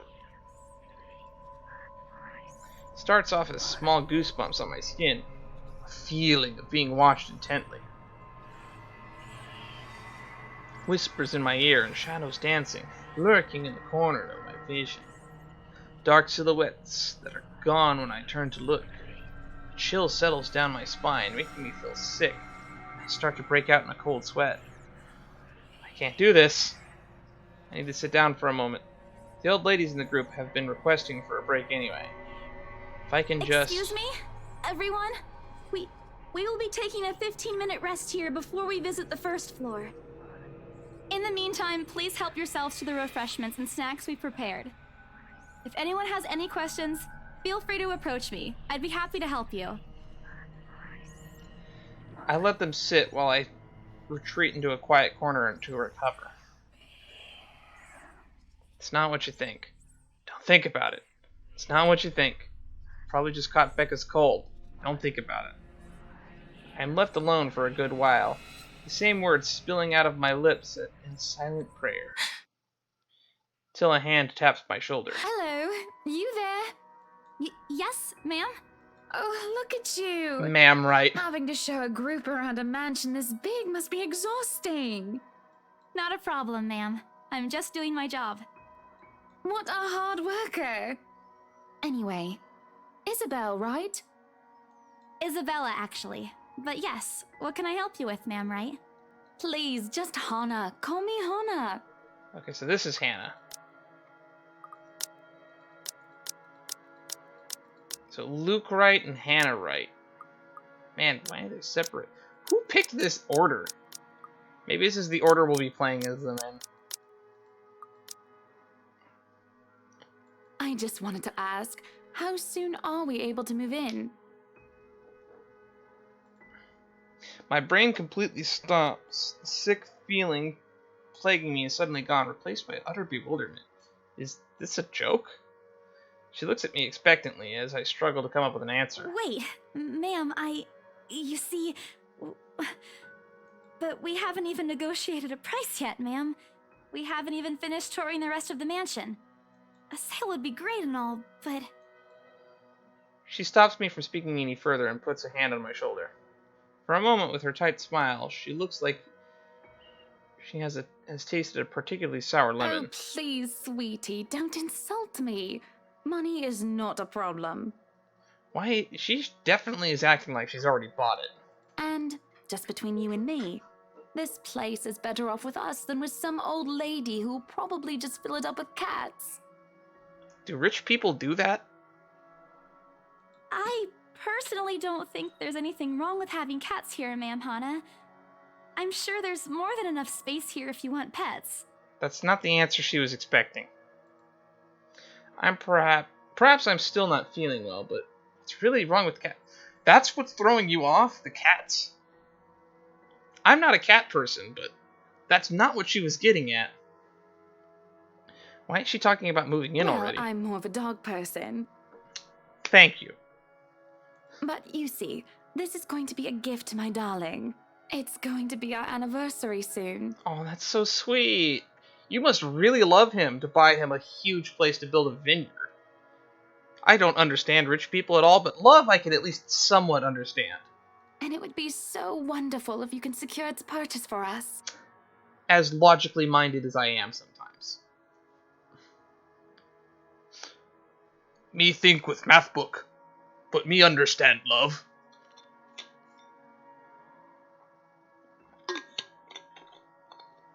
Kinda. Okay, maybe not really. But I understand other people love each other, and why people do things for each other because of love. I understand that concept. I'm actually dipping out of the joke I was making. Why, I can even offer something extra if you help us out with the paperwork. We actually have a process for this, ma'am. I don't really think that would be necessary or appropriate. And just what are you two lovely ladies talking about here? Leaving me and our lovely interior designer to talk here by ourselves. What would the people think, darling? Oh, it's just small talk, love. I was asking if she could help me with the paperwork. I try not to wince when her nails dig into my shoulder. I can't help but send an imploring look at Miss McCulloch, who only gives me an apologetic smile and a shrug.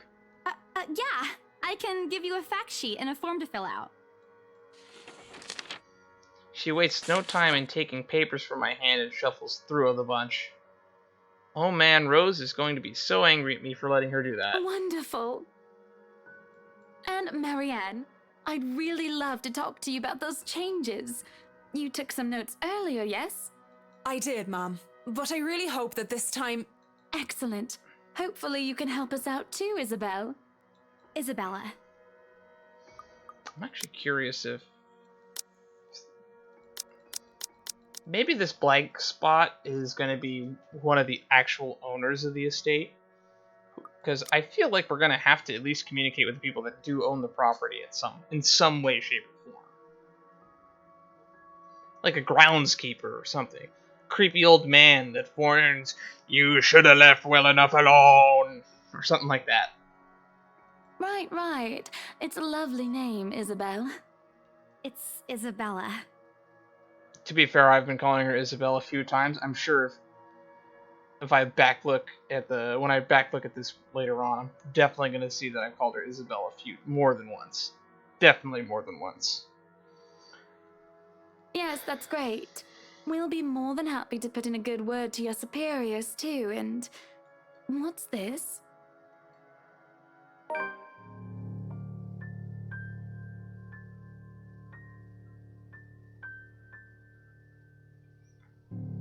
A look of confusion and disgust appears on her face. Turning to her husband, he merely shrugs in reply. That's, an interesting work of art. Not to my taste, though. I'm sorry. Darling, Buttercup, art is a complete overstatement for this garbage. Oh, we finally have their models here. Prop from a D-list horror film.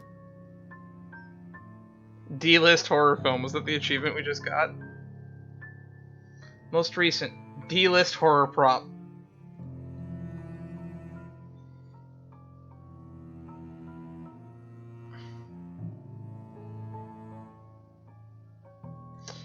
The achievements don't have any descriptions.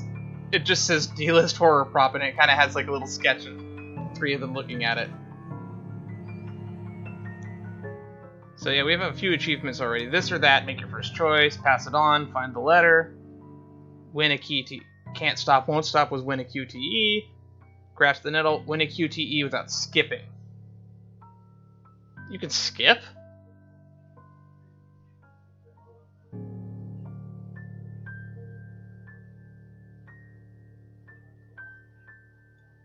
Oh, we could basically disable QTEs then. Okay, that makes sense. Shush, love. Let the girl do what she pleases with, what do they call this? Oh, forget about it. At the very least, it's not as dreadful as the one art exhibit I was forced to attend last month. You should have seen it, Marianne. Even you would have been appalled. But I'm sure you'll know what to do with our walls once we get started. I highly doubt it is as bad as you say, ma'am. Can the creepy piano music, can they just like downplay that a little bit? Nevertheless, you can be assured that my team will only pick whatever suits your tastes. Remind me to not look up the soundtrack later. Nothing of this chain letter sort, of course. It has to always work with a palette. I'm quite sure chain letters these days don't come in this form. It's my turn to be puzzled. What do they mean? Rose and I double-checked everything. Are the papers I handed not enough? I want to ask what I did wrong. I don't want to mess this up. The way Ma'am Hannah's leading the conversation, I'm afraid that's exactly what'll happen if I do interrupt That's good to hear. Oh my god, you are stupid, Isabella. See, darling, isn't she an absolute delight to work with? I can't wait to see how this place will look when she's done with it. Oh, you don't have to tell me that, Buttercup. I love the cute pet names they have for each other. A smile is back on her face when she turns to me and hands me the strange piece of paper. I would still put it away if I were you, though. Otherwise, people might get the wrong impression. Anyway, as I was saying... I don't hear the rest of what she says after that. I can only stare down at the paper, at the letter, italic marks, in my hands. The sides crinkle in my grip, and my breathing grows labored. Hey, look at the bright side. You shared it with 3 people. 2 more and you're good. Dread quickly fills my mind. Isabella? Isabella? Are you alright? Is that Rose? You're looking pale. Okay, it is Rose. I didn't even notice when Rose's group joined us in the parlor. I want nothing more than to say that, no, I'm not alright. I want to leave this place. Because I remember everything clear as day. So to clarify, she didn't pick up the letter then, I guess. It just somehow managed to show up in her stuff? Oh, she's setting us up. She's the one fucking us over. Rose, you fucked us. Which means you've shown it to 4 people. 1 more and you're good. Damn it, we're fucked. This letter and the woman in the attic. The story has been updated. It's real. The letter. I'm sorry, I didn't know. Careless, I've been so careless. How do I even tell them that without looking at like I've gone mad?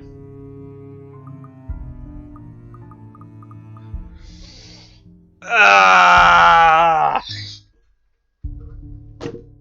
Shit.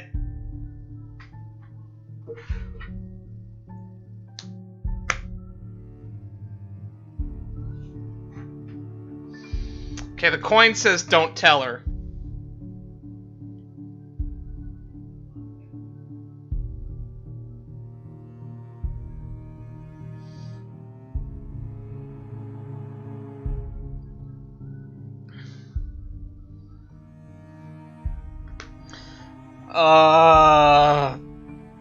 Do we trust in the coin flip?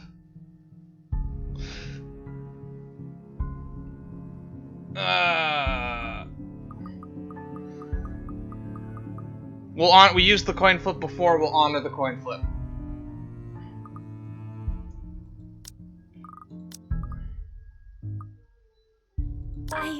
Rose,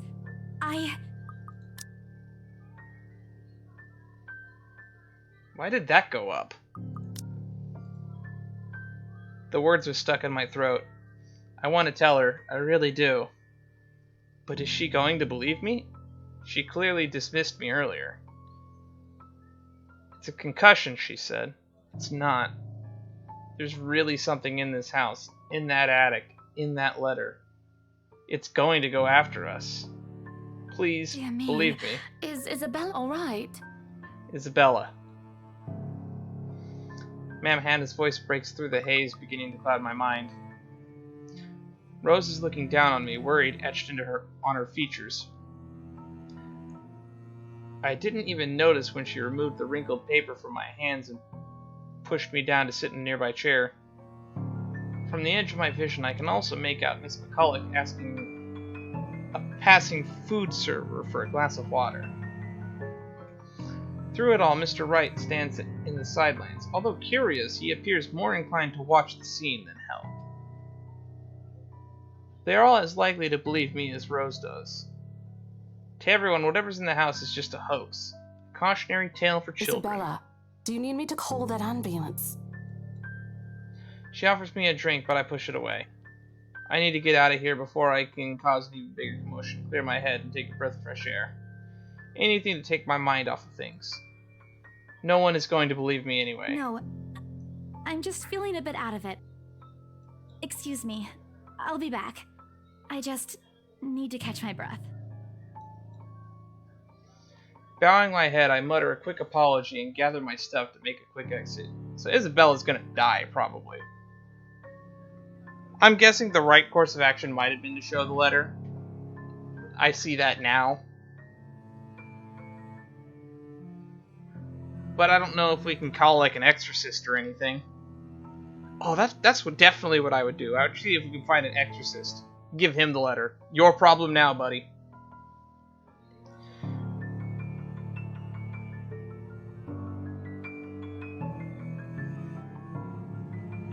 Oh, creative solution. We rip the bottom part that says you gotta share it off the letter. And then start sharing it with people. That way that doesn't spread the curse and you end it the first time. Bowing my head, I mutter a quick apology and gather my stuff to make a quick exit. It doesn't matter if this place is haunted or not. I've caused enough trouble for Rose and can be quite unforgiving of behavior like this. I'm almost at the door when she catches up to me. Isabella, wait! The apprehension must have been quite obvious on my face because of her expression. Instantly shifts to something gentler, eyes softer, fond smile. Hey, I'm not angry. I know. I'm sorry I ruined this for you. Come on, you didn't ruin anything. It's not like we haven't ran into any problems before. I don't know, the Wrights seem like they're pretty set on buying this place, acting as if they already have. So I don't think you've ruined anything. If we don't get a deal today, we can always try on a different day. And I'm pretty much sure that the sale is set in stone at this point. You didn't ruin anything, except maybe your own physical life. Your life is in danger, because this place is haunted and cursed. And, look. She hesitates, completely trying off, before shifting her gaze down to her hands, a small gesture to stall. Her fingers are fiddling with a piece of folded paper. It's that stupid letter again. My hands stiffen when she gives it back, but I take it nevertheless. More is an automatic response than any desire to have it back. I'll throw it away if I can. I would have burned it all by now. But I have this nagging feeling that one way or another, it'll find its way back to me regardless of what I do about it. Yep. That did cross my mind. Rose, this is... You have to let them know about...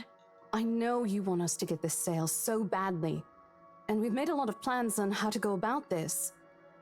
Now I really think we should have shown it to her. I mean, who wouldn't? This is the first time I've been assigned to a property like this. I've sold plenty of houses before, but nothing like what we have here. It's a beautiful house. I'd love to get one of my own if I ever win the lottery. If I ever win the lottery, I'm not going to waste that kind of money on a big house. I'd get like a small apartment that I can rent forever. But I think... Look, here's the thing, Isabella. If we are going to do this, work on something, I don't know, this big, I need you in top shape. And the way you are now... My mind stops. What? Wait. No, I can still work. I just need to get myself together. That's what you said earlier.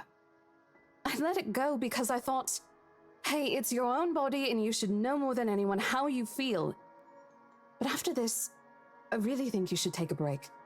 You're kicking me out? No, I'm not. Look, all I'm asking is for you to take a seat somewhere I can see you, and let me handle this for now. You're clearly not yourself, and I honestly could use some time not worrying when you'll fall over or not. The day's not even over, and I'm already feeling the stress. Please, humor me just this once.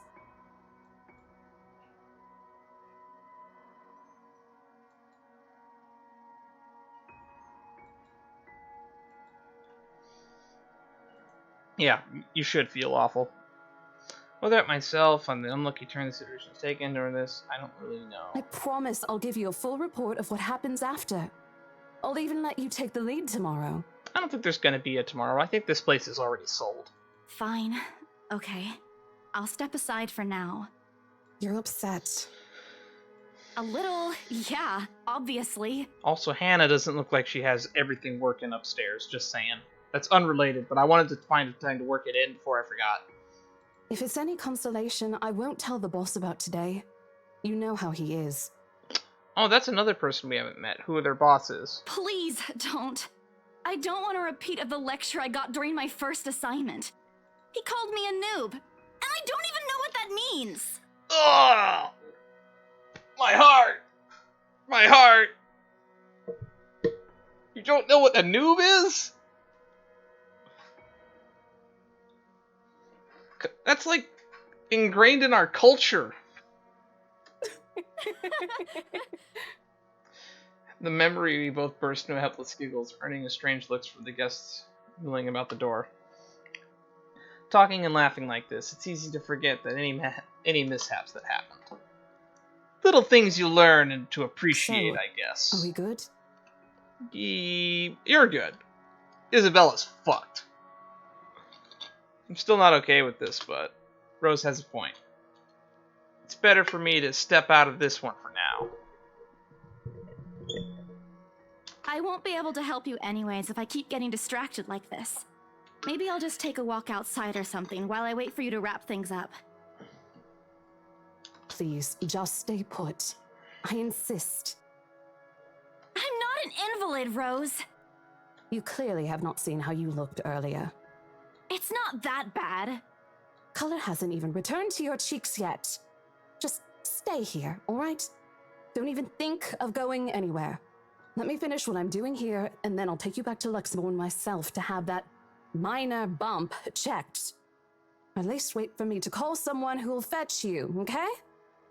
Okay. She's gone before I can voice a word of complaint. Nothing else to do, I find myself drifting back to the foyer. Few visitors linger in the area, some merely enjoying the afternoon afternoon sunlight streaming through the stained glass windows. Others can be seen admiring the priceless antiques and decorating the room. One group of elderlies, gathered some ways across from me, is occupied in a friendly banter about which one would cost more to buy. A little argument here, and occasional laughter and teasing there. I smile to myself. The conversation reminds me of what I've been missing the past few months. Rose is probably right. I do need a break. Maybe this afternoon's hangout will help. Speaking of, I should call Ash. A few hours early from what I told him, but he did ask to call once I'm done. Besides, I don't have a ride back. He offered, so I might as well take it. Or bribe him into giving me one. Not that he'll ever accept the latter. Personal convictions and all. Honestly, if there's anything I find admirable in him...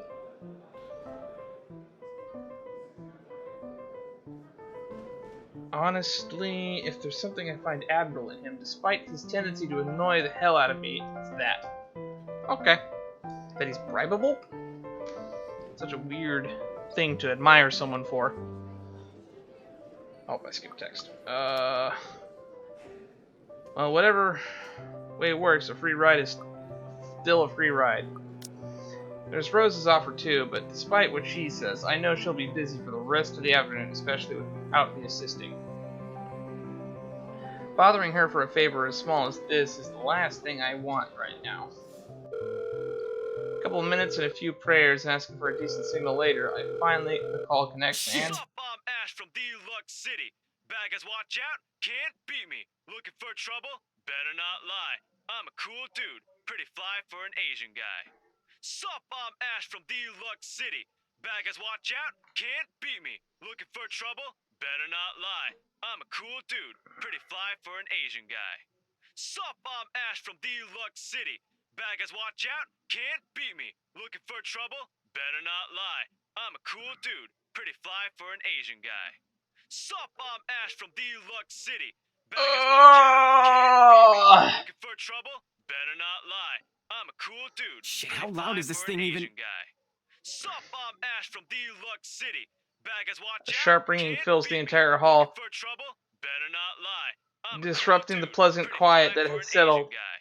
Soon Sup, enough, I'm Ash from Deluxe City. heads begin to Baggers, turn in watch search out, of the can't source, mine beat me. included. Looking for trouble? My eyes Better dart not around a lie. small crowd I'm a before cool zeroing in on the pretty lone fly figure for an crouched Asian behind guy. the same group of Sup, old people I'm Ash checking from out the decors Deluxe moments City. ago. Baggers, watch out, can't beat me. Looking for trouble? He's Better facing not away lie. from me, I'm a fumbling with cool something in dude, his pretty hands. fly for an But I Asian don't guy. need to see his face to know Sup, whose I'm back it Ash from is. Deluxe City. Oh, I'd Baggers, recognize watch that out, dumb can't parka beat me. anywhere. Looking for trouble? Better not Without lie. bothering to I'm end a the call, cool I dude, marched toward pretty him. fly for an Asian guy.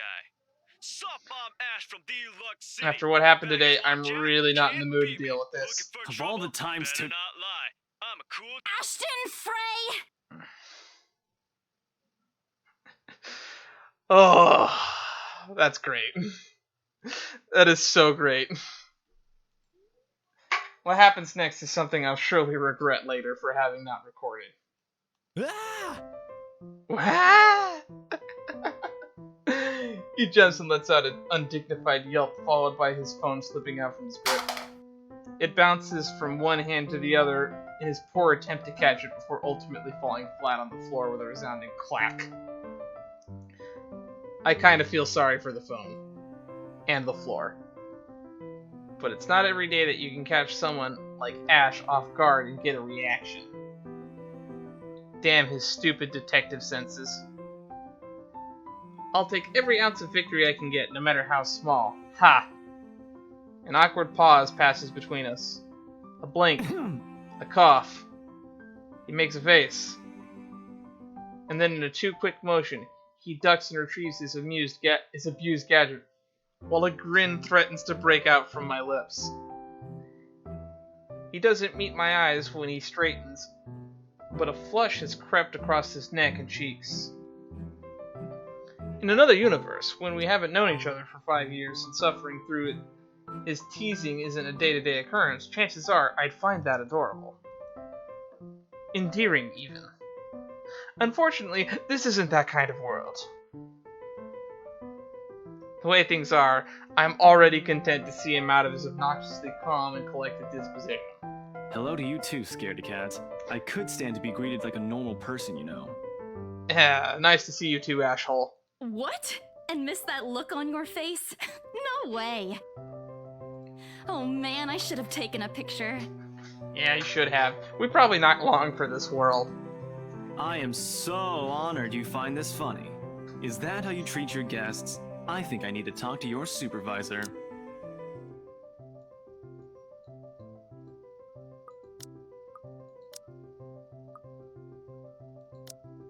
I think that's better. Talk to yourself. You aren't even a guest here. What are you doing here in the first place? For a moment, he looks like a cat that swallowed a canary. Suddenly checking every nook and cranny in his phone for any damage or scratches seems to be a more interesting activity than explaining himself. I could be looking to buy a house. A mansion? Yeah, why not? Did you see the view outside? It doesn't look haunted to me at all.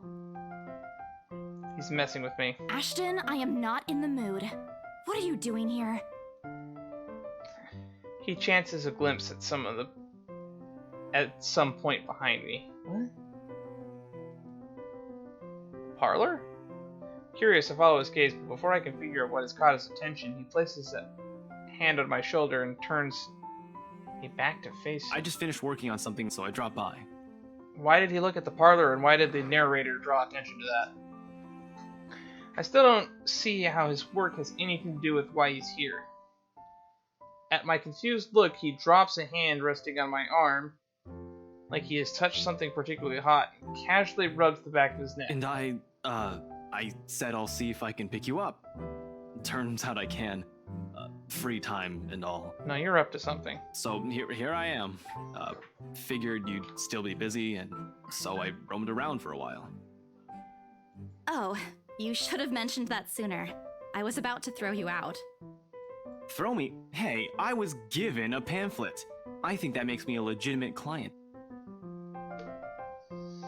No comment. We have mandatory sign-in sheets for clients, Ash. I didn't see your name on it. And you can't just roam around because it says open house. Normal people actually follow an etiquette here. Right, okay. I think I'll just go ahead and... No, wait. I wasn't really going to throw you out. Rose said... Never mind. I was just about to leave anyway. Wait, what? Now? Something must have shown on my face because he pauses and gives me a long, hard stare. Sometimes I forget how easy reading people is for Ash, given how he often looks as everything around him is a chore. I avoid his eyes, hoping he'll drop the subject and won't ask any more questions. The last thing I want to tell him is to tell him what happened, especially the part about the letter.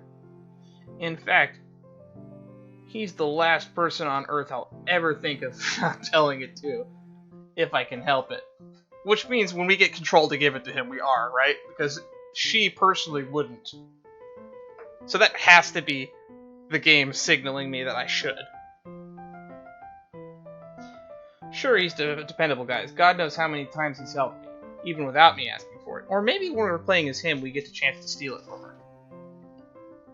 But stuff like ghosts and the supernatural, he'll never believe those, even if he hears it from a friend, except maybe if it's Becca. On a good... Noted. Gotta remember that. He'll probably believe it if Becca is convinced. Interesting.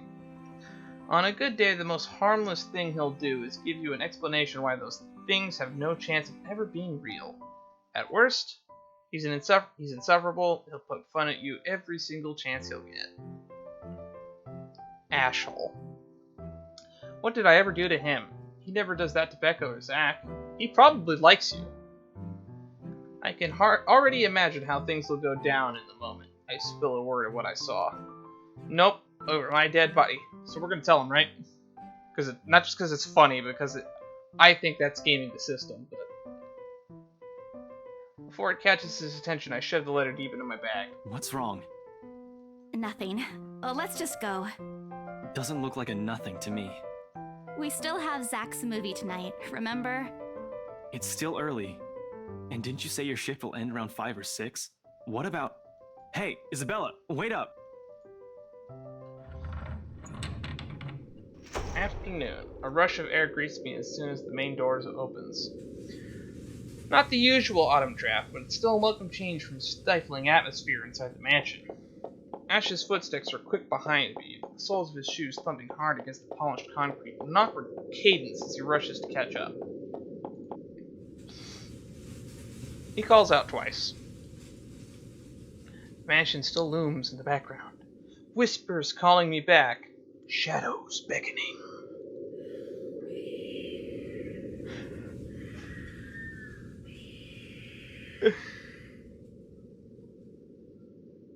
The fucking chill's back. I don't look back. We spend the ride back to Luxburn City, relatively quiet manner. Oh, the elevator music's back. With only the radio disjointed hum in the background to fill the silence. Occasionally, Ash will reach out to fiddle with it until the signal settles on a respectable volume. Otherwise, he doesn't say anything. Neither do I. However, the furtive glances he's been sending my way are signs. I know there are things he's been itching to ask since we left the mansion. I keep my eyes trained on the passing scenery outside in a small hope that my disinterest will dissuade him. I have a bad feeling Ash is the key to our survival.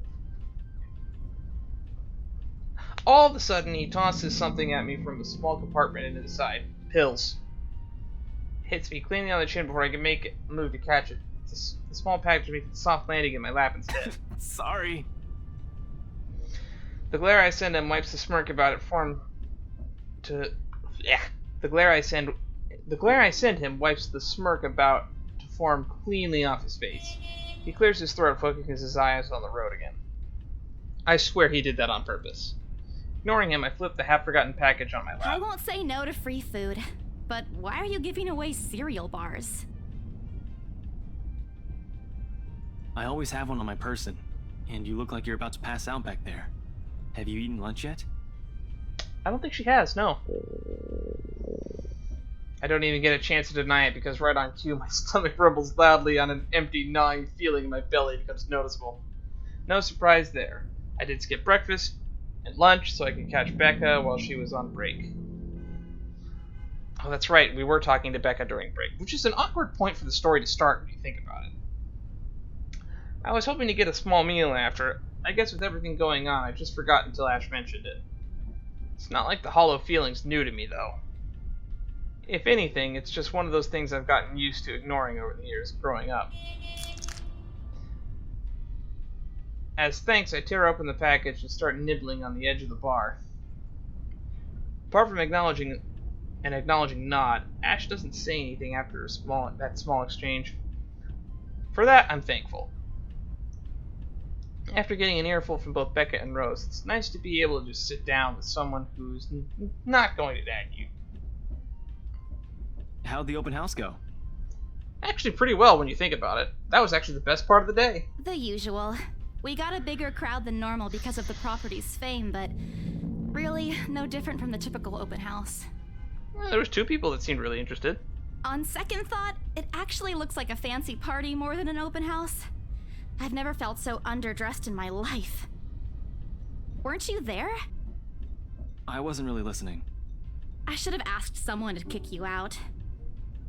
No, you won't. And what makes you so sure? 1, ever since you got assigned to this property, you've been freaking out about it. Rebecca's words, not mine. She's been complaining to me about how you talked your ears off, by the way. 2, despite your initial qualms about the place, you still took the job. Which brings us to 3. It's been months since you last settled a deal, and you're short on money right now since you're back to your instant noodle diet. Hey, don't knock the instant noodle diet. It's affordable and it keeps you alive.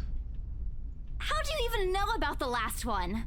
He just said he was talking to Becca. Rebecca. Anyhow, you're hellbent on selling the mansion. Even if someone you know personally is in the tour group, you aren't going to just kick them out. Every single person who went on your open house is still a prospective client to you. Even me. Really? I don't believe that. It's not entirely wrong. No, he's kind of wrong there. Man, I walked right into that one, didn't I? I hate you.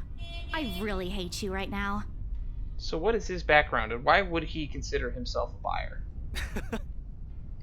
His answer is a small laugh. The kind that screams, "I'm right, I told you so." I hate it when he does I'll that. have you know that there's already someone who's extremely interested in this property. So even if you expressed any sort of interest in it, I don't think they'd be willing to let you have it. Too bad. Provided I didn't botch it with the rights. No, I think they're gonna buy it regardless. Butterfly effect. Why of all times did I have to screw up like that, in front of an important customer, no less? I owe Rose a big apology. I hope she likes free donuts. You don't seem too happy about it. I am happy. Doesn't this look like a happy face to you? I'm no detective, but nah, it doesn't. Insert doubt meme. Really? And here I was thinking you found another one stuffed in the sofa. Or is it the wardrobe this time? He meant that as a joke, but how close to the truth? Huh?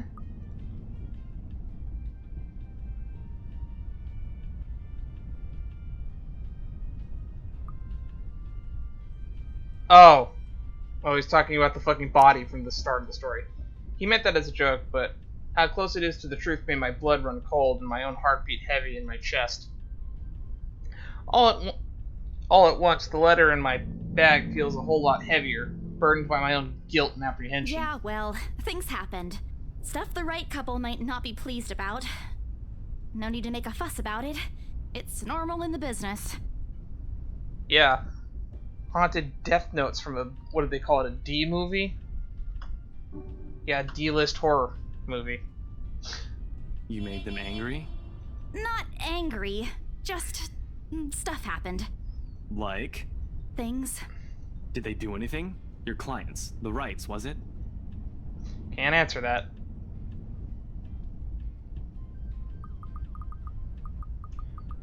Oh, he's a detective, so we're gonna lie to him and he'll figure it out.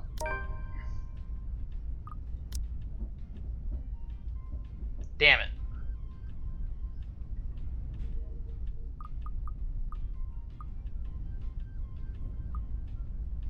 Actually, let's load.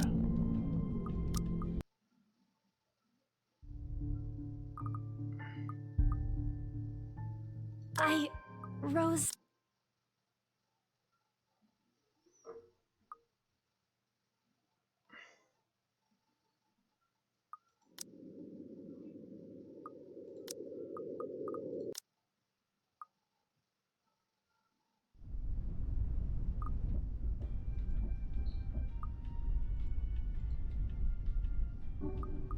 You keep asking me about my work, yet you haven't said a single word about yours. That's a good point. We don't know what his work was about. That's not fair. Both you and Zach have literally disappeared off the face of the earth. An over-exaggeration, but changing the subject, something else is better than outright lying. Wait a minute. Him and Zach are making a horror movie, aren't they? Besides, it never works with him. I'm not sure if it's because I'm just bad or just because he's really, really good at his job. He doesn't answer immediately, only momentarily shifting his glance over to me and returning back to the road when he has to make a sharp turn. Outside, the sun has already started to descend, casting a vibrant orange glow on the buildings. I wonder how long before we reach a venue of Zach's film. Checking the street signs outside, it appears Ash has taken the longer route. Odd, but he's probably trying to avoid brush hour. No, I think he's trying to pry information out of you. Didn't we just talk a week ago over chat? That's different. Linking your awful memes in the group chat box every morning isn't exactly a conversation. When is this set? Excuse me, I don't hear you calling them awful while you're laughing at all of them. Shut up! And you aren't answering my question. These two would make a great couple, just saying. That earns him a soft punch to his arm. I did laugh at them, but I'm not going to give the satisfaction of knowing that I find most of them funny. Why do you want it? Why do you not like the fact that? Why? How do I phrase this? Why do you not want him to know that you like him? It'll only make his head bigger. Stupid Ash. All right. Lay off on the abuse. Remember that case I mentioned before? We've been trying to pin the bastard down, but it required more work than we anticipated. The guy's slippery like that. We got some good lead months ago. He recounts what he's been doing in the time we haven't seen each other. His usual work is the occasional small investigation and big case he's been struck working on. Stuff he couldn't mention the brief time we catch up with each other online. Okay, so he is a detective. Interesting. Or a PI, at least. Although most of the trimmed down version, the only things he can tell is he's always been careful about that. Even the way he spins his answers to my questions, just enough to satisfy my curiosity, but not enough to paint the whole picture. At one point, his voice takes a more strained tone when he mentions something about the big case, but I don't dwell on it much. That's normal, right? I mean, who wouldn't be frustrated if you couldn't bring someone to justice because they kept slipping out of your fingers? If I were in his shoes, I would definitely lose my mind. If I was in his shoes, it's actually a line of work I considered. Detective work sounds interesting, or police work, PI, but it sounds like a lot of legal red tape to me. If things weren't the way they were back home, maybe I would have considered taking on the same job as him. Well, nope, not really. Mama would never allow that. But the idea is still there, along with the countless others I've let go. Time passes quickly between us in this manner. Before I know it, we're at the movie. We're at the movie house. Who calls it that? Call it a cinema like everyone else. Point of no return. That's not ominous at all. The crowd has already formed in front of the theater when we arrived. Oh, it's got like a lady with crosshairs. The Lift Fest, short for Luxburm Independent Film and Theater Festival, attracts a bigger crowd annually, and this year is no different. I've only been to a few indie film screenings with Zach, so I'm not an expert on the matter. I love independent film screenings. It's where you get to see what people are really made out of. But I know that for people hoping to make a break in the industry, getting your film recognized by a local event like this is already a big deal. I've helped work on some of these. I think the one that I always pride myself on is Dead Air, though. Especially for a newcomer like Zach. He hasn't even won an award, but just getting confirmation letter that the festival committee wants to include his movie in this year's lineup is already a grin on his face in weeks. Speaking of the guy, he's impossible to miss. At 6 feet, 6 feet! He appears to loom over most of the moviegoers, and with his large build and heavy voice, there's no surprise when people give him a wide berth as they pass by. It's often easy to mistake him for someone intimidating at first glance. I did back when I didn't know any better. I mean, you're 5'2". Someone who's 6 feet tall is that's like literally a head taller than you. You literally have to look up to him to make eye contact. Oh, there's Zach.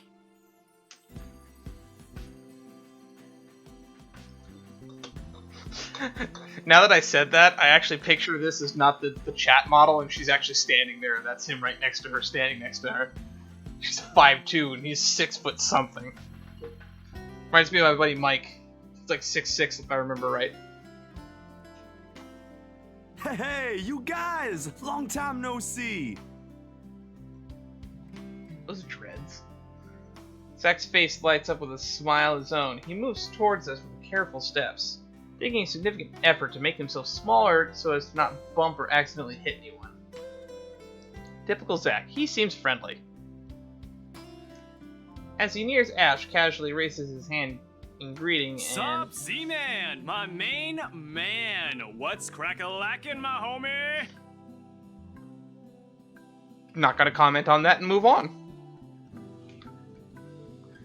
The awkwardness that descends within the immediate vicinity of our small group is palpable enough. Somewhere to our left, a girl giggles and only then do I become aware of my mouth hanging open. I am almost amazed how Ash can say that out loud with a straight face. Almost. Considering his track record, I should be used to it by now. Zack seems stop to be. Trying to act black, Ashton. And you're the only one who calls me Z-Man. Is he blushing? I can't tell. There's a fondness underneath his exasperated tone. If this were any other person, he'd likely be offended, but years of friendship and familiarity have made those words harmless to the other's ears. Or at least enough to both take it in stride. It's been a while, Zack. I hope you didn't get into trouble again. Not much to get into trouble lately without you, I'm afraid. I'll let you know if something comes up, though. Nah, I ended up with Chicken Down stuck on me last time I agreed. I'd really love at least this year to pass without some sort of accident happening again. Chicken Down? What does that even mean? I'm gonna have to Google that later. Hey, I take offense to that. It wasn't that bad. You really have no idea. The beat passes, and then Zack Hey, laughs. I'm kidding! You know you can always count on me. It's a story only the two of them are privy to. Every now and then Ash will enlist Zack's help on something. Becca and I never really found out what the real deal is with those adventures, as Ash calls it. And both aren't willing to tell due to some unspoken agreement. It's probably like, if it's detective work, I wouldn't be surprised if he's helping him scout locations or something shady. She insists if it's Ash, it's likely not something illegal or life-threatening. I tend to believe her on that. Sometimes. As well, boys will be boys, I guess. Maybe it's a strip club thing. Who knows? I give Zack a small wave from behind Ash when his attention eventually turns to me. Bella! Oh, that is a much easier name to remember. Huh? Rebecca's not with you. Is she still sick? A bit. But she's up and went to work this morning. You know she doesn't listen to anyone that's not Ash. Yes, she does. No, she doesn't. You're literally the only person she'll listen to when she's feeling stubborn. And it's true. They've known each other for far longer than any of us in the group. Childhood friends and all. But don't worry, Zack. She's probably on her way here now. She promised she wouldn't miss your movie. Isabella! Oh, thank goodness! Speak of the devil. I've already forgotten what she sounded like because it's been like an hour, 2 hours and a half since we've last spoken to her. The hand grabs me by the shoulder and turns me around. You're just in time. I have to lean back a little with the way her face is almost invading my personal space, but she places her hand on either side of my head to keep me still. She stares at me intently, concern filling her eyes. You're squishing my face. How are you? Are you alright? Why do you sound so scared? Why wouldn't I be? Rose called me earlier. Ah. Those 4 words tell me all I need to know. And it was that moment when my life changed. Since I don't have my family living close by, and the only other relative I have here works on the far side of the country, I gave my company Becca's contact number in case of an emergency. Wow, you must really trust her. I should have known Rose would call her. I push Becca's hands away from my face. Although she lets go, her eyebrows remain drawn together. Oh, no, everything's good. Rose covered for me at work today. That's not what I'm talking about. She fell down some stairs and got attacked by a demon lady with a creepy letter. It's fine. It's normal realtor stuff. Let's just move on. How's your head? Beside me, Ash snickers. I bite back the urge to elbow him in place of trying to avoid Becca's hand as she tries to reach out for the said area. I do best to dodge her, all at once moving to hide behind Zack. Sorry for using you as a human shield, Zack. Oh, it's nothing. I just slipped off a few steps on my way down. I blacked out for a few seconds and had a minor bump, but it's just that. You blacked out? It's not something to brush off. Yeah, that's very much a concussion. Come on, at least let me check it. It's extremely minor. You wouldn't even know it's there. Isabella, this isn't a laughing matter. She did look pale when I saw her. Wow. Thanks a lot, Ashton, you traitor. I'll get you back for this. Just you wait. Part of me thinks he already knows about the letter because he was peering into the parlor. And they did bring up the words chain letter. What? I'm just saying it as it is. If you mentioned this earlier, we wouldn't be having this conversation right now. I'm sorry. Saw her? Yeah, they arrived together. Bella looked fine to me then. I don't know. Something crosses Becca's face, but it's gone before I can figure out what it is. Oh, that's good. At least she didn't have to travel alone, right? At least. Good. See? I'm okay. I wouldn't be here if I wasn't. And I don't want to miss Zach's film. We can always watch it some other time. Sorry, Zachary. No, it's good. But you guys should really keep it down. We're starting to attract some attention. It's the premiere. The premiere's different. Right, Zach? Shoot him a pleading look. Zach's a sensible guy. He'll understand. Please understand. Not really. But Rebecca has a point. Oh, wow. Now, they must be a close-knit group. In the end, I think it's your call. Oh, for heaven's sake. Please, Becca. I really don't want to miss it. You're not missing it. We're just moving it on a different day so we can have a... Look, you guys. Ash's lounge sigh unexpectedly cuts through the conversation. He's pinching the bridge of his nose as he speaks, something he usually does when he's getting impatient. If she says she's okay, then there's nothing we can do about it. It's not like we can stop her either. Besides, she's still acting like the same old Isabella to me, if she can still run around like that. Why are you taking her side? Oh, couple trouble. I'm not. But if she wants to watch Zach's movie with us, I'm not going to stop her. She's probably the one looking forward to it the most. Ash, that's... You, of all people, should know... Tell you what, if I notice something amiss with her, I'll take her to the nearest hospital myself. Is that good enough for you? I already know the answer before Becca voices it out. When at least she releases a deep breath and nods, albeit with a great reluctance, I immediately tackle her into a hug. Thanks, Becca. It's always been you with him, isn't it? Did you say something? Oh, does she not realize that he likes her? Because, I mean, I've already pointed out that she doesn't realize that she likes him. Me? Nothing. Don't Bella mind me. likes Ash. Ash likes Bella. And she is completely dense to both sides of that. If you say so. But I also think that Becca may also like Ash.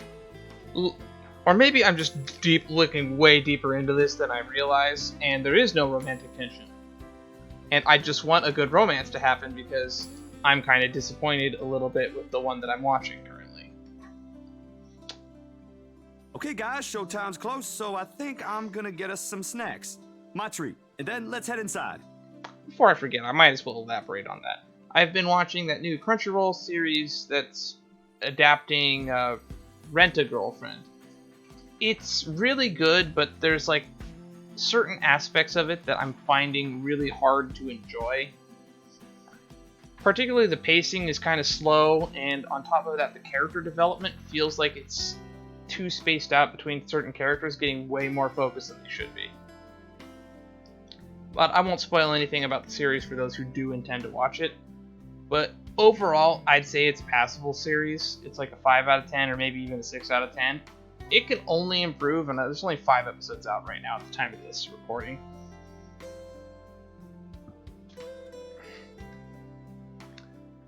But yeah, back to the game. Showtime's closed. I think I'm gonna get us some snacks. My treat. Let's head inside. Anyone here has a smaller bill? I think I do. Hold on. No! You're gonna reach in your bag and grab the stupid letter. Pull myself off of Becca and get my wallet from my bag, and this? It's already in Ash's hands before I can even react. Behind him, Becca and Zach are both giving a piece of paper an intrigued look. No! Give it back! It's just a paper. I don't care! Give it! Looks ancient, too. Why do you keep this around? I try to reach for it, but he holds the paper way above his head. Oh boy, is he tall too? Okay, if this guy's 6 foot something, he's slightly below that. You're 5'2". Man, you are short compared to these people, Isabella. Ah, I'm doing it too. Bella.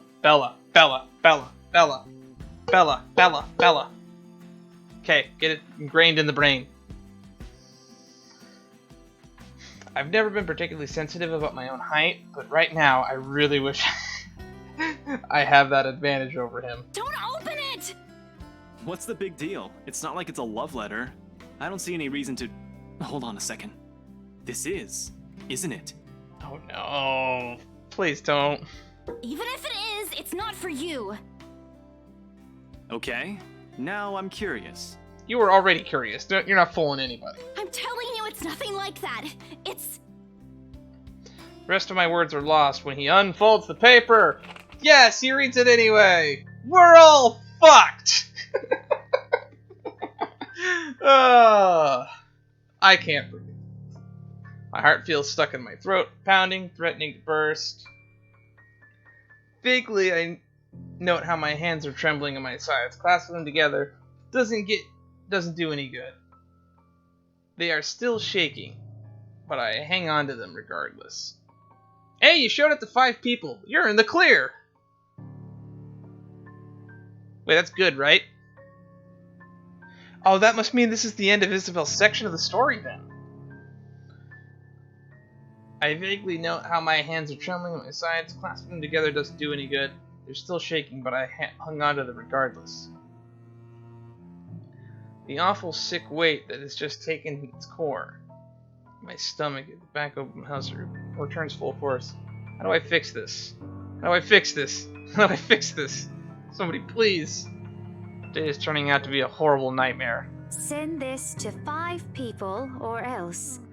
Well, that's interesting. Oh, wait. Now you're down here, Becca. Which means you must be important now. Actually, this happened as soon as the other 2 read the letter, too. They became down, which means... Okay, that's how it worked. So maybe Rose would have only been playable if we showed her the letter. Interesting. Still have none of this. Guys, I think we should listen to Bella first. Oh, he looks terrified. Aren't you a few days early for Halloween? Oh yeah, that's right. It's October 21st. Halloween is actually just around the corner. Ash waves the paper in front of me, giving me a fleeting glimpse of its contents. I don't need to see. I don't want to see.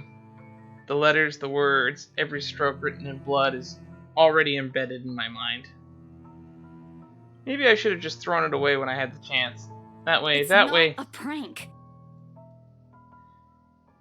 It makes all of them stop. Even I am surprised with how steady my voice What did you is. say?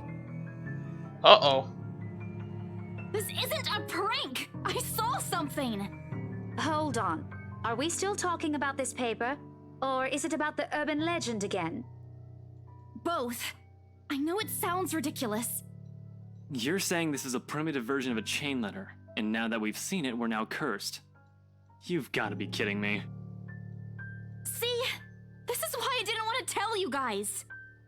Isabella, aren't you taking this a bit too far? But then why were we cursed when we first entered the building before ever having seen the letter? I'm suspicious. I think that might be a plot hole. It's not a joke!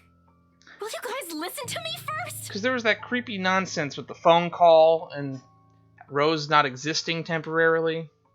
She got remmed. I'm calling it. She got remmed. And this is all a hallucination. We're probably still unconscious on the floor.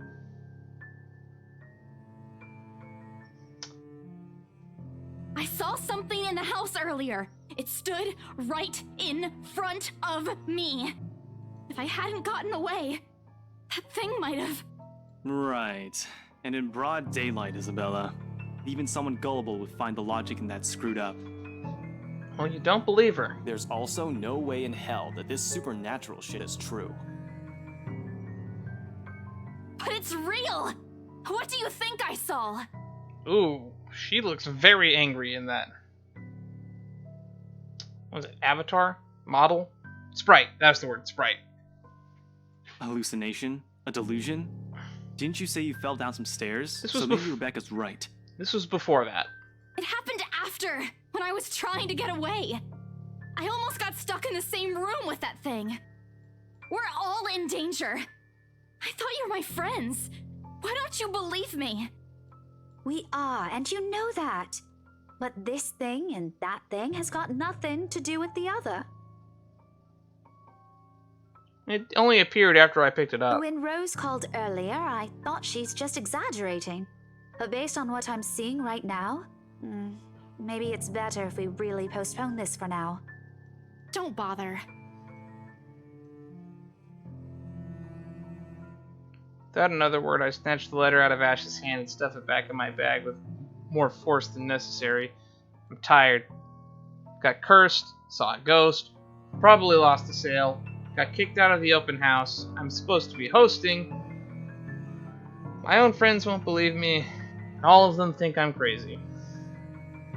To top it all off, there's a dull ache in the back of my head, begging for a little attention. I can't afford to give right now. Honestly, there's so much a person can take within a single day. I just want to go home, curl up in my bed, and never think about today. Maybe if I lied to him, he wouldn't have snatched the letter. Maybe that's what's going on. But I think that he would have tried to snatch it anyway, because I think he was looking in the parlor when it went down and the Wrights saw it. Because they drew attention to it. Before I take a single step away from the group. Guys! Zach rarely ever raises his voice when even there's a point he wants to drive home. And hearing him take a tone like that completely throws me off. Even Ash and Becca. Whatever harsh words yet to come out from the argument immediately die on their tongues. Why don't we all calm down first? I'm sure Isabella has her reasons too. No need to be hard on her. You are a saint. And hey, ain't this supposed to be a happy get-together? We haven't seen each other for months. I'd really love to know what y'all have been up to. I only ever get to talk to Bella over chat. Please. He has a point. Ash, for all his attempts to look cool and distant, has also been looking forward to this. He never took the time to call this morning, even took the time this morning to call for a reminder. He never does that. Becca too, I'm pretty sure there's another reason why she got out of bed today. Despite Zach's attempts to lighten things up or Ash and Becca's acquiescing gestures, the tightness in my chest remains. I should have just kept it to myself at least, and went to the idea that it's a prank. If I did, things might not have turned out the way they had. No sour mood, no bad vibes. Careless, so careless.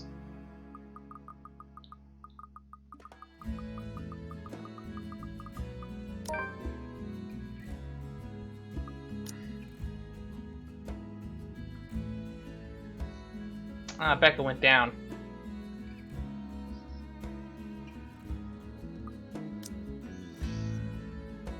Any other day I'd excuse myself and go straight home. This is something special to Zach, something he worked so hard to bring to life. I should know better. Might be having a bad day, but being with the few people I care about far outweighs the idea of spending the rest of the day throwing a tantrum alone in my room. And what if the thing in the attic follows me home? I don't want to be left with my thoughts either. I can still see it whenever I close my eyes. God, that's a horrifying thought. And maybe if I stay, let our heads cool down before telling them what happened, they'll listen to me. There's nothing you can't solve with a calm head. One step at a time, Isabella. That's what Mama used to tell me. Besides, I don't have the heart to ditch Zach.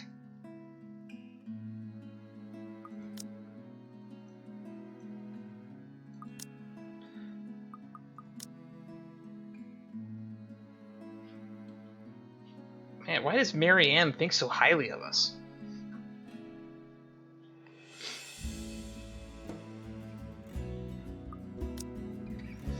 Smile is back on my face when I look at back. If we keep arguing here, we're going to miss the first few minutes. All right, that's the Isabella I know. Oh, good. I thought for sure you were going to cry. Why did his face turn green? This time I really do send an elbow straight to his stomach. Nice! Stupid Ash being vertically challenged has its perks too. What was that for? You know what that was for. Stop calling me a crybaby! I'm not one. Aw, don't cry. Stop it! Okay. She looks bad still. That too. If you repeat that, I swear I'll... Let's just go.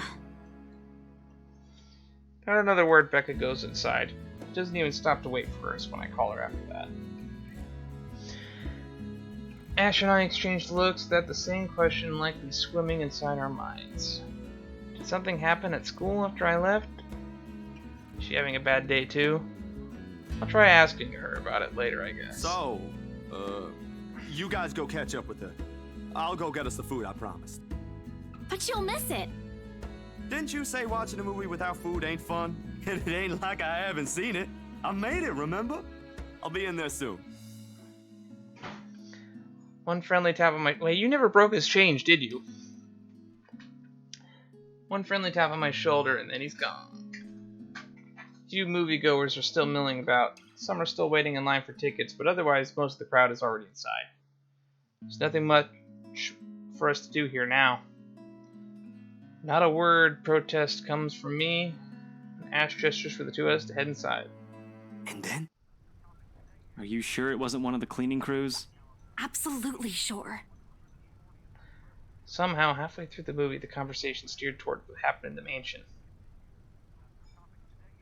Interesting. To be fair, Zach was the one who brought it up again. In his own movie's premiere. Now the film's just serving as a background noise while we're speaking in hushed tones, careful not to disturb anyone inside the small hall. Well, except for Ash. I just hope we don't end up arguing about it again. We'll all get kicked out for sure. Though with how loud Ash's voice is, we'll probably get thrown out way before any arguments happen. Only Becca still remains engrossed in the movie, completely ignoring us. She's been quiet the whole evening, speaking only when referred to. If I didn't know any better, I think we did something that offended her. Did we? And then I ran. You heard what happened after. I still think it's something else. It was standing right in front of me, Ash.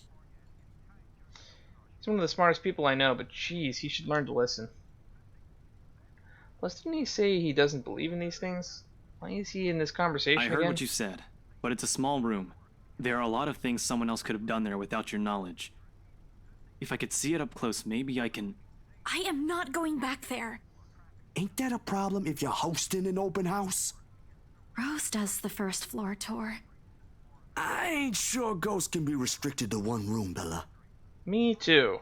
There are no ghosts, Zach. Stop putting useless ideas in her head. Yeah, but I was thinking, maybe all the house needs is a blessing. Wasn't it left uninhabited for years? That is a good idea. Back on the idea I suggested earlier, we get an exorcist. The house did change hands over the years, from one distant relative of the Ermengardes to the others. None of them bothered to live in it, though, and it remained that way up until its current owners decided to sell it. Why didn't I think of that? I didn't peg you as the religious type, Zach. Nothing like that, Ash. Who knows, though? It might bring something positive to the place.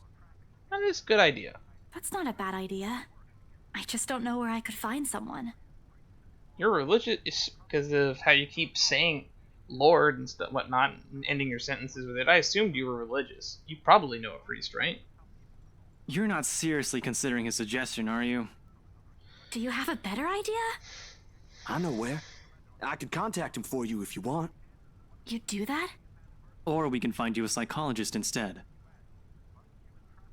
There are very few times in my life where I wish my glowers can kill. What? Who says that?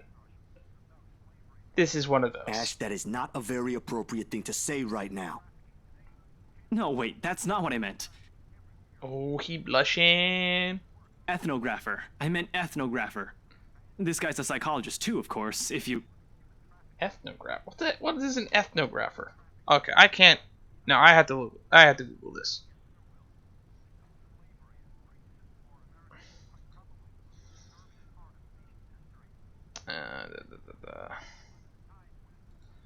Let's see.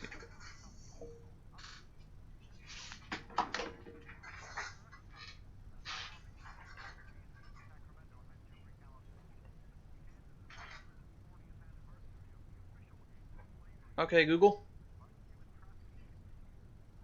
Ethnographer definition. Here's the definition of ethnographic, relating to the scientific description of peoples and cultures with their customs, habits, and mutual differences. Thank you.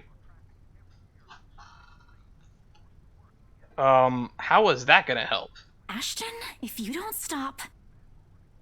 Rebecca knows the guy I'm talking about too. She can vouch for him.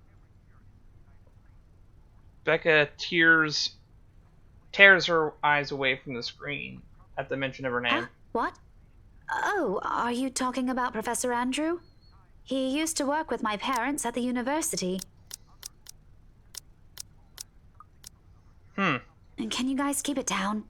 Sorry, the scaredy cat here mentioned curses. Not that I'm saying this is one, but talking to him is a better solution for me than getting a random priest to bless an old house. He'll even help you figure things out, teach you a couple things, and probably put your fears to rest since this looks to be bothering you a lot. Ash might be right too. However, what Zach suggested is something I'm more familiar with.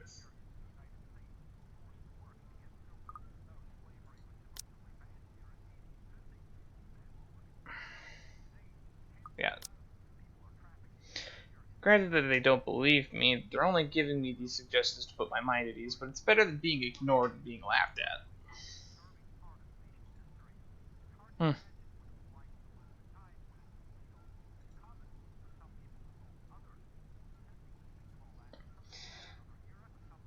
I just realized that we can actually kind of hear the movie in the background. It sounds like it's probably stock radio footage, because it sounds like it's documentary. Yeah, something about slavery. I can only make out a few words. So, what do you think? It's your call. We'll go with whatever you want. I don't know. I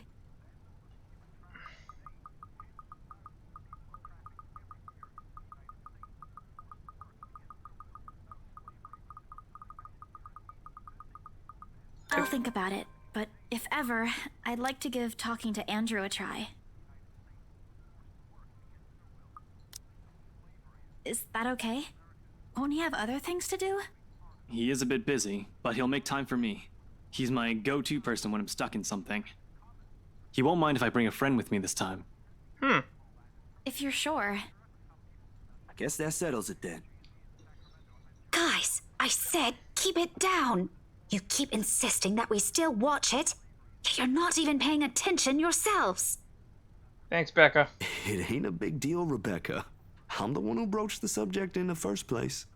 It's still your film, Zachary. A good film, mind you. You worked hard on this. The least we could do is watch it with you. And that's what you're all doing. I really appreciate all of you making time for this. Sorry, Becca. We'll stop now. I throw her an apologetic look, even if Ash is the only one she should be reprimanding, but her attention is already back on the screen. She's ignoring us again. When Becca's acting this way, there's a big chance something's nagging at her. We really need to talk. We all fall into a comfortable silence after. The kind you can only share with the people you're most at ease with. The first time today, the letter stays forgotten in my bag, if only for a few hours. We're probably going to close out the day before we end the stream, so once we get October 22nd, then we'll end it. Pocket chibi. Night has fallen by the time we exit the movie house.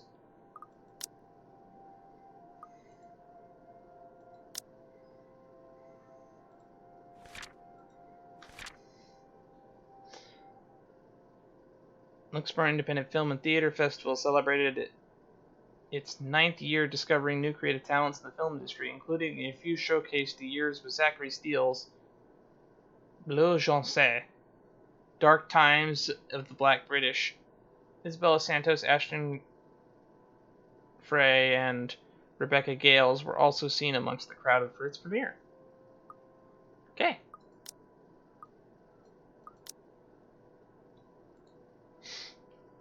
Walking in the sea is unfamiliar souls. It strikes me how easy it is for one to get lost in a city as nondescript as Luxembourg. I was afraid too. At one point, back when I was new, I had just set foot in this place. Now with familiar faces walking with me, it feels a little like home. Zach and Ash bid us goodbye shortly before Becca and I crossed the other side of the street. The former claiming he's got a few freelance jobs to take care of before the day ends. And Ash? Who knows, he never tells. Sometimes he'll just randomly appear at your doorstep, looking for a place to crash. He does that to Zach a lot, much to the latter's frustration. He's a busy guy too, in spite of the laid-back air he gives off. Thanks for today, everyone! No problem, Zach. I'm sorry for what happened earlier. Fuck! Huh?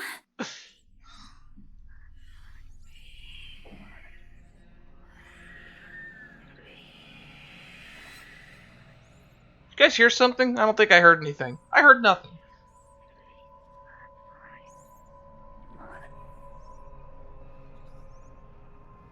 Colon sickening, drowning, my chest tightening, breathing, going labored. I can taste blood in my mouth. The edges of my vision blurs. In the distance, amidst the countless, nameless people going about their lives, a voice reaches out to me. Bleeding, even as I clench my eyes and tight clasp my hands over my ears. Whispering and whispering and whispering. Calling out, help me, please. No, not me.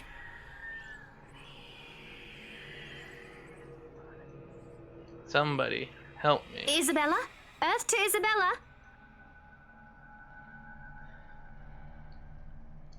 At her voice, the whole world suddenly snaps into place. The murmurs, gone. When I open my eyes, Becca raises an eyebrow at me in question. Weren't you listening? Are you coming with me? Oh, yeah. Just... okay. Can't keep everyone happy. Sorry, I spaced out. You always do that.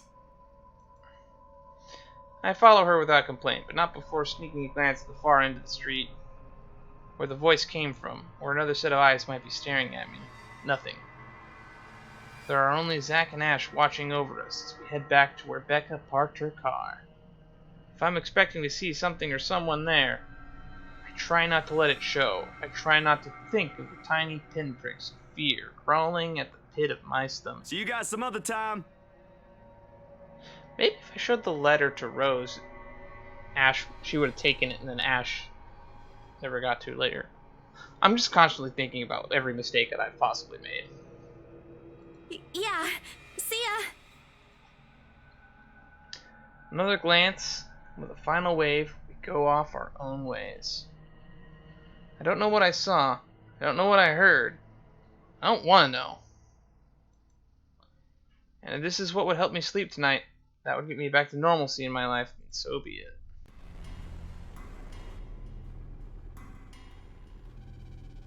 We're gonna end here.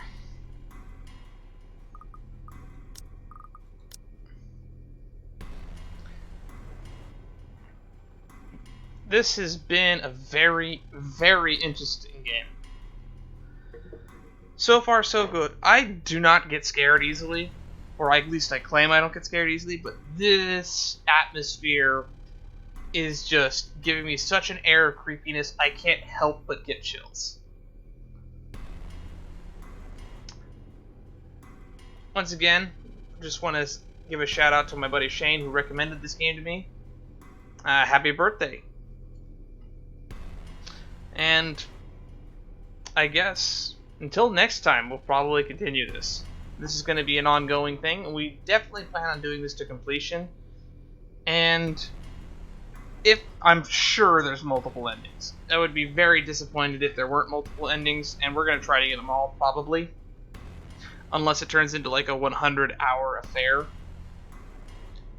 Maybe even if it's a 100-hour affair. But if it's a 200-hour affair, I'm probably just going to stick with what I get. Or depending on how attached we get. A little bit of a longer session than normal, but that's going to close this up. I said we'd finish off the day, we finished off the day, and things are getting creepy. The darkness closes up around me.